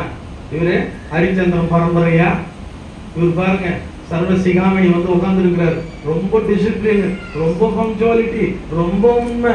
ஐயோ பிரம்மர்லாம். இது இல்லாம நீங்க உத்தமமாய் உண்மையாய் ஆண்டவருக்கு பிரியமாய் ஆண்டவருக்கு பயந்து மனுஷனை திருப்திப்படுத்தாத வாழ்ந்து பாருங்க, தேடி வரும் பிரச்சனை. கரங்களை வச்சு ஒரு அலையில சொல்லுங்க, எனக்கு மேல இருக்கிற அதிகாரி எனக்கு பிடிக்கவே இல்லை, ஏன்? நான் உண்மையா இருக்கிறேன். வரது பிரச்சனை. தானியேல் உண்மையா இருந்தார், 3 வேளை ஜெபம் பண்ணாரு. என்ன இருந்தாலும் பரவாயில்ல, கர்த்தருக்கு பிரியமா இருக்கணும்னு பார்த்தாரு. சட்டத்திட்டங்கள் விரோதமா இருந்தாலும் கவலையே இல்லை. ஆனா வந்தது தூக்கி எங்க போட்டாங்க? அவரு சொல்லுங்க, எங்க போட்டாங்க? வந்துச்சா நெருக்கம். அந்த நெருக்கத்துல அவர் என்ன பண்ணாரு? யாரை நோக்கி கூப்பிட்டாரு? கர்த்தரை நோக்கி கூப்பிட்டாரு. நடந்தது என்ன? சிங்கங்களின் வாயை தேவன் என்ன பண்ணாரு? உங்களுக்கும் அப்படியே செய்வார். நம்புறவங்க ஒரு அலையில சொல்ல பார்ப்போம். நீங்க உண்மையா இருந்து பாருங்க, உத்தமமா இருந்து பாருங்க, சத்தியத்தின் வழியில நடந்து பாருங்க, உங்களை தேடி பிரச்சனை வரும். மேல இருக்கிற அதிகாரிங்க கொடுக்குற டார்ச்சர் இன்னைக்கு இருக்குது பாத்தீங்களா? வேலை செய்யற இடத்துல உண்மையா இருந்தாவே போதுங்க, நம்மளை தேடி நெருக்கம் வருது. சாத்ராக் மேஷாக் ஆபேத்நேகோன்னு ஒரு ஆளு, 3 பேர், அவங்களுக்கு ஒரு நெருக்கம் வந்துச்சு. என்னது? நிக்க வச்ச புருஷனை என்ன பண்ண? வணங்கு. அவங்க முடியாது, நீ வணங்கிதான் ஆகணும். முடியாது, தூக்கி எங்க போடு? எங்க போடு? நான் ஒரு கேள்வி கேட்கிறேன். இப்ப நம்ம ஆராய்ச்சிட்டே இருக்குல்ல, திடீர்னு ஆட்கள் உள்ள வந்து கடாப்புடான்னு அடிச்சாங்கன்னா என்ன பண்ணுவீங்க? சிரிக்கிறீங்க சொல்லுங்க. இந்த மாதிரி காலங்கள்லாம் வரும் வரும். அப்படிப்பட்ட நெருக்கத்தின் காலத்துக்குள்ளதான் இன்னைக்கு நம்ம தேசமும் நாட்களும் போயிட்டு இருக்கு. ஆனாலும் கர்த்தரே பலனானவர். சொல்லுங்க பாப்பா. அந்த காலத்துல கர்த்தரை நோக்கி கூப்பிடாம நிறைய கஷ்டமான காரியங்கள்லாம் நான் பார்த்தேன். தேவனுடைய பிள்ளைகள் தவறான ஆளுக்கு கலப்பு கொட்டி வச்சுன்னு காலில் விடலாம். ஐயா என்ன காப்பாத்து, ஏன் அவங்களை காப்பாத்திக்கிட்டு நிக்க வச்ச சிலையை என்னாலும் பரவாயில்லடா, செத்தாலும் சாவனே தவிர வணங்க மாட்டேன். நெருக்கம் வந்துச்சா? நெருப்புல தூக்கி போட்டாங்களா? செத்தாங்களா? சொல்லுங்க, செத்தாங்களா? உங்களுக்கு விரோதமாய் எழும்புகிற ஆயுதம் வாய்க்காமல் போகும். அல்லேலூயா சொல்லுங்க. எப்போ கர்த்தரை நீ உறுதியா பிடிச்சிக்கிட்டீங்க. ஆபிரகாமுக்கு ஒரு நெருக்கம் வந்துச்சு, பிள்ளையே இல்ல, பொறுத்து பாக்குறாரு, மனைவியால பொறுக்க முடியல. மனைவி என்ன பண்ண, கொஞ்சம் முந்திக்கினான். சாராம்மா முந்திக்கிட்டு, என் அடிமை பெண்ணோட என்ன பண்ண சொல்லுங்க, சேர்ந்துரும். அந்த மனுஷன் நெருக்கத்துல வேற வழி இல்லாம முடிவெடுக்க தெரியாம முடிச்சிட்டாரு. நடந்தது யாரு, பிறந்தது யாரு? துஷ்டன் பிறந்தான். இன்னைக்கு உலகம் முழுவதும் அவன் கை விரோதமா இருக்கிறதுக்கு காரணம் என்ன? நெருக்கப்படுற நேரத்துல நம்ம எடுக்கிற சின்ன தவறான முடிவு எங்க போய் நிற்கிறாரு. அன்பான தேவ ஜனமே, யோசித்து பாருங்க. இஸ்ரவேல் யூதர்களுக்கு விரோதமாக ஆமான் என்கிறதான ஒரு துஷ்ட எழுப்பி நின்று சதி திட்டங்கள் எல்லாம் செஞ்சான். எஸ்தர் தேவ சமூகத்துல நின்னா, நெருக்கப்படுற காலத்துல கர்த்தரை நோக்கி கூப்பிட்டா முழு விடுதலை பெற்றாங்க. ஹல்லேலூயா சொல்லுங்க பாப்போம். யோசிக்கிறீங்களா? பிராக்டிகலா தானே பேசுறேன். நம்முடைய வாழ்க்கையில வர்ற போராட்டங்கள், நெருக்கங்கள், இதையெல்லாம் தாண்டி தான் நம்ம வரணும். உங்களுக்கு தெரியுமா, இந்த நெருக்கத்துல தேவன் நம்மை விட்டு தூர போயிட்டாருன்னு அநேக பேர் தேவனை முறுமுறுக்கிறீங்க. தேவனுக்கு விரோதமா பேசணும், என்னை ஆண்டவர் கைவிட்டார். இல்ல, ஒரு சின்ன ஒரு வரியை சொல்லி நான் முடிக்கிறேன். ஒரு அருமையான ஒரு சகோதரர் தேவனிடத்துல ஜெபித்துக் கொண்டே இருந்தாராம். ஆண்டவரே, நீர் என்னை கைவிட்டு விட்டீர், என்னை கைவிட்டு விட்டீர், என்னை நெருக்கத்துல எல்லாம் என்னை விட்டு தூரமா போயிட்டீர், மனுஷங்கள்லாம் என்ன தூரமா போயிட்டான், நீர் என்னை விட்டுட்டீரா அப்படின்னு சொல்லும் போது ஆண்டவர் காமிச்சாராம், வா நம்ம 2 பேரும் நடந்து போலாம். 2 பேரும் நடந்து போனாங்களாம். நடந்து போக போக போக மணல் பாதையில நடந்து போகும்போது 4 விதமான காலடிகள் இருந்துச்சான். அருமையா இருந்துச்சான். கொஞ்சம் தூரம் போகும்போது மண் கரை வந்துச்சான், அதுலயும் நல்ல காலடிகள் 4 பேர் இருந்துச்சான். சந்தோஷமா நடந்து போனாங்களாம். கற்பாறை வந்துச்சான், அதுலயே நடந்து போனாங்களாம். அந்த பாதை தெரிஞ்சிச்சான். முள்ளான கரடு முரடான பாதம் வரும்போது 2 பாதம் மட்டும் தெரிஞ்சிச்சான். உடனே அந்த மனுஷன் ஆள ஆரம்பிச்சிட்டான், பத்திரா நல்லா இருக்கிற வழியிலெல்லாம் என் கூட வந்தீரு, இப்ப நான் கஷ்டத்தின் பாதையில கல்லும் முள்ளும் விலையும் வேதனையா நான் நடந்து போறேன், ரத்தமா என் காலில் வந்து ரத்தத்தின் சூடு 2 காலடி என் காலடி தெருது, பாத்தீரா என்னை கைவிட்டுட்டீரு, நெருக்கத்தின் நேரத்துல என்னை விட்டு தூரம் போயிட்டீரு ஆண்டவரே அப்படின்னு கதறான். உடனே ஆண்டவர் சொன்னாரா, தம்பி நல்லா இருக்கிற நேரத்துலயும் நான் உன் கூட தான் வந்தேன், இப்போ உன் கூட தான் இருக்கிறேன். இல்லையே, எப்படி 2 பாதம் தானே இருக்கிறாரு. அவர் சொன்னாரா, அந்த 2 பாதமும் என்னுடைய இதுரா, அப்ப ஏன் நான் தூக்கி சுமக்கிறேன். கரங்களை சொல்லுங்க பாப்போம். புரிஞ்சுக்கிட்டீங்களா? நாம் வணங்குகிற தேவன் இயேசு நல்லா இருக்கும் போது மட்டும் ஆசீர்வதிக்கிறவரு, கஷ்டமா இருக்கிற நேரத்துல விட்டுட்டு போற தெய்வம் அல்ல. உன் கஷ்டத்திலையும் நெருக்கத்திலையும் வேதனையிலும் கஷ்டத்தின் பாதையில போகும்போதும் கண்ணீரின் பாதையில போகும்போது உன்னை தூக்கி சுமக்கிற ஆண்டவர். அவர் உன்னை விட்டு விலகவே மாட்டார். அவர் எதிர்பார்க்கிறார், உனக்கு நெருக்கத்தை அனுப்பி பார்க்கிறார், கஷ்டத்தை அனுப்பி பார்க்கிறார், உபத்தை அனுப்பி பார்க்கிறார். யோபனுடைய வாழ்க்கையில ஒரே ராத்திரில எல்லாமே முடிஞ்சது. பிள்ளைங்க ஒரு பக்கம் இறந்தாங்க, ஆடு மாடுகள் இறந்துச்சு, வீடு எல்லாம் இடிஞ்சு போச்சு, ஒரே ராத்திரில முடிஞ்சது. நிர்வாணியா நிக்கிறான். இது போக வியாதி ஒரு பக்கம், தேவனை தூஷிக்கிற அவன் மனைவி சொல்றான், ஏன் இப்படி ஏசு ஏசு ஏசுன்னு இருக்கிற, செத்து தொலையான்னு சொல்றான். ஆனாலும் அவன் சொல்றான், இல்ல இல்ல இல்ல, ஆண்டவரிடத்துல ஆசீர்வாதத்தை நான் பெற்றேன். இப்ப எனக்கு பிரச்சனை வரும்போது நான் ஆண்டவரிடத்துல தான் நெருங்கி வரணும். கர்த்தர் கொடுத்தார், கர்த்தர் எடுத்தார், நீ வேணா போடி. ஆமென் சொல்லுங்க பாப்பா. எனக்கு அன்பான தேவ ஜனமே, நெருக்கத்துல யோபு கர்த்தரையே சார்ந்து கொண்டார். நடந்தது என்ன? 42ஆம் அதிகாரத்துல இரட்டிப்பான ஆசீர்வாதத்தை பெற்றார். ஆண்டவர் உங்களை நேசிக்கிறார். ஆண்டவர் உங்களை நேசிக்கிறார். உங்களுக்கு வந்த பிரச்சனைகளிலிருந்து காப்பாற்ற அவர் வாசல்களை வச்சிருக்கிறார். தவறான ஆலோசனைக்கு போயிடாதீங்க. சில பேருக்கு பல தரப்பட்ட வியாதி, நெடுநாளா வியாதி. பெரும்பாலும் ஸ்திரீன்னு ஒரு ஸ்திரீ இருக்கிறாங்க வேலைத்துல, 12 வருஷமா உதரம் போகுது. எவ்வளவோ மருத்துவ செலவு செஞ்சு பார்த்துட்டாங்க, எவ்வளவோ கஷ்டப்பட்டு பார்த்துட்டாங்க. நெருக்கத்தின் மேல நெருக்கத்துல மனம் உடைஞ்சுட்டு உட்கார்ந்துட்டு இனி வாழ்வதா சாவதான்னு சொல்லும் போது ஆண்டவர் இயேசு அந்த பக்கம் வர்றதை கேள்விப்படுறாங்க. கேள்விப்பட்டவன சொல்றாங்க, அவர் இடத்துல போனீங்கன்னா அவர் உங்களை சுகப்படுத்துவார் அப்படின்னு சொல்லும் போது ஆண்டவரிடத்துல போறதுக்கு கூட பயந்து போய் அவருடைய வஸ்திரத்தின் ஓரத்தை தொட்டாளா. தொட்ட மாத்திரத்துல அவருடைய வியாதி, ஒரு அலையில சொல்ல மாட்டீங்களா? வியாதிகள் மனுஷனை மன உளைச்சல் நெருக்கத்துக்கு நேராக கொண்டு போயிடும். மன அமைதியை குலைச்சிடும். அப்படிப்பட்ட நிலைமையில நீங்க இருந்தீங்கன்னு சொன்னா உங்களை நேசிக்கிற தெய்வம் அவருடைய தழும்புகளால் உங்களை குணப்படுத்த அவர் தயாராக இருக்கிறார். அந்த வியாதியிலிருந்து குணப்படுத்த இயேசுவால முடியும். அவரை நம்பி வந்தா போதும், ஆண்டவர் உங்களுக்கு உதவி செய்வார். கடைசியா ஒரு வாக்குத்தத்த வசனத்தை சொல்லி நான் முடிக்கிறேன். என்னோடு கூட வாசிப்போம். எரேமியா 15ஆம் அதிகாரம் 11ஆம் வசனம்.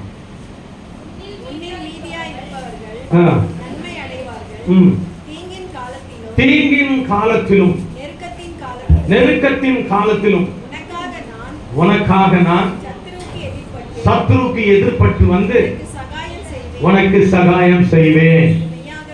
மெய்யாகவே சொல்லுகிறேன். கரங்களை வைத்து ஒரு அலையில சொல்ல மாட்டீங்களா? ஆண்டவர் உங்களுக்கு வாக்கு கொடுக்கிறார். எப்படிப்பட்ட நெருக்கத்தில் நீ போய் கொண்டிருந்தாலும், எப்படிப்பட்ட கஷ்டத்தை இப்ப நீ போய் கொண்டிருந்தாலும், எப்படிப்பட்ட வேதனையை இப்பொழுது நீ அனுபவித்துக் கொண்டிருந்தாலும், எப்படி விதமான கட்டுகளின் வழியாக நீ போய் கொண்டிருந்தாலும், உபத்திரத்துக்கு போயிருந்தாலும், உன்னை நேசிக்கிற தேவன் உன் வலது பக்கத்தில் நிழலாய் தான் இருக்கிறார். அவர் உன்னை விட்டு விலகவில்லை, உன்னை கைவிடவில்லை. உன்னை குணப்படுத்துவார், உன்னை ஆசீர்வதிப்பார், உனக்கு வேதனைகளை குணமாக்கி உன்னை உன் பேரை பெருமைப்படுத்துவார். மாத்திரமல்ல, அவர் சொல்றார், எப்படிப்பட்ட நெருக்கமான சூழ்நிலையா இருந்தாலும் நான் உன் கரத்தை பிடித்து நடத்துவேன். அல்லேலூயா சொல்லுங்க பாப்போம். கண்களை மூடி நம்ம ஜெபம் பண்ணலாமா? ஆண்டவரே, எனக்கு இருக்கிறதான நெருக்கம், எனக்கு இருக்கிறதான பிரச்சனை, எனக்கு இருக்கிறதான போராட்டம், எனக்கு இருக்கிறதான கண்ணீர் யார் இடத்துல போய் நான் சொல்ல முடியும்? என்னுடைய வேதனைகளை ஆண்டவரே நான் யார் இடத்துல சொல்லுவோம்? என்னுடைய கடன் பிரச்சனைகளை நான் யார் இடத்துல சொல்ல முடியும்? என்னுடைய நெருக்கடிகளை நான் யார் இடத்துல போய் சொல்வது? மனிதர்களை நம்பி போய் மோசம் போய் விட்டேன். சதி ஆலோசனைகளை கொடுத்து என்னை ஏமாற்றி விட்டார்கள். ஆண்டவரே, எனக்கு நீர் உதவி செய்ய இந்த நேரத்தில் நோக்கி வருகிறேன். நெருக்கப்படுகிற காலங்களிலே நீ எனக்கு தஞ்சமானவர் என்று சொல்லி தாவீது சொன்னானே. என்னுடைய நெருக்கத்தின் இந்த வேலையில, என்னுடைய கஷ்டத்தின் வேலையில, என்னுடைய ஆண்டவரே வேதனையின் வேலையில உம்மை நோக்கி நான் இப்போது கூப்பிடுவேன். ஆண்டவரே, உம்மை நோக்கி கூப்பிடுவேன். ஆண்டவரே, எனக்கு உதவி செய்யும் ஆண்டவரே என்று சொல்லி ஜெபிப்பீர்களானால், முழு இருதயத்தோடு, முழு உள்ளத்தோடு, முழு ஆத்மாவோடு, முழு மனதோடு ஆண்டவர் சொல்றார், என்னை தேடுவீர்களானால் இப்பொழுதே என்னை கண்டுபிடிப்பீர்கள். நான் உன்னுடைய நெருக்கத்தை நீக்கி, உன்னுடைய உபத்திரவத்தை நீக்கி, உன்னுடைய கஷ்டத்தை நீக்கி, உன்னுடைய வேதனை நீக்கி, உனக்கு ஆறுதலையும் சமாதானத்தையும் ஆசீர்வாதத்தையும் மகிழ்ச்சியும் நீடித்த நாட்களை கொடுக்கிற கர்த்தர், நான் உன்னை விட்டு விலகுவதுமில்லை, உன்னை கைவிடுவதுமில்லை. ஒரே நிமிடம் கண்களை மூடி நாம செய்த தவறை ஆண்டவரிடத்துல ஒப்புச்சுவோமா? ஆமா ஆண்டவரே, ஒரு வார்த்தைக்கு கீழ்ப்படியாததுனால இந்த நெருக்கத்துக்குள்ளே நான் போனேன்.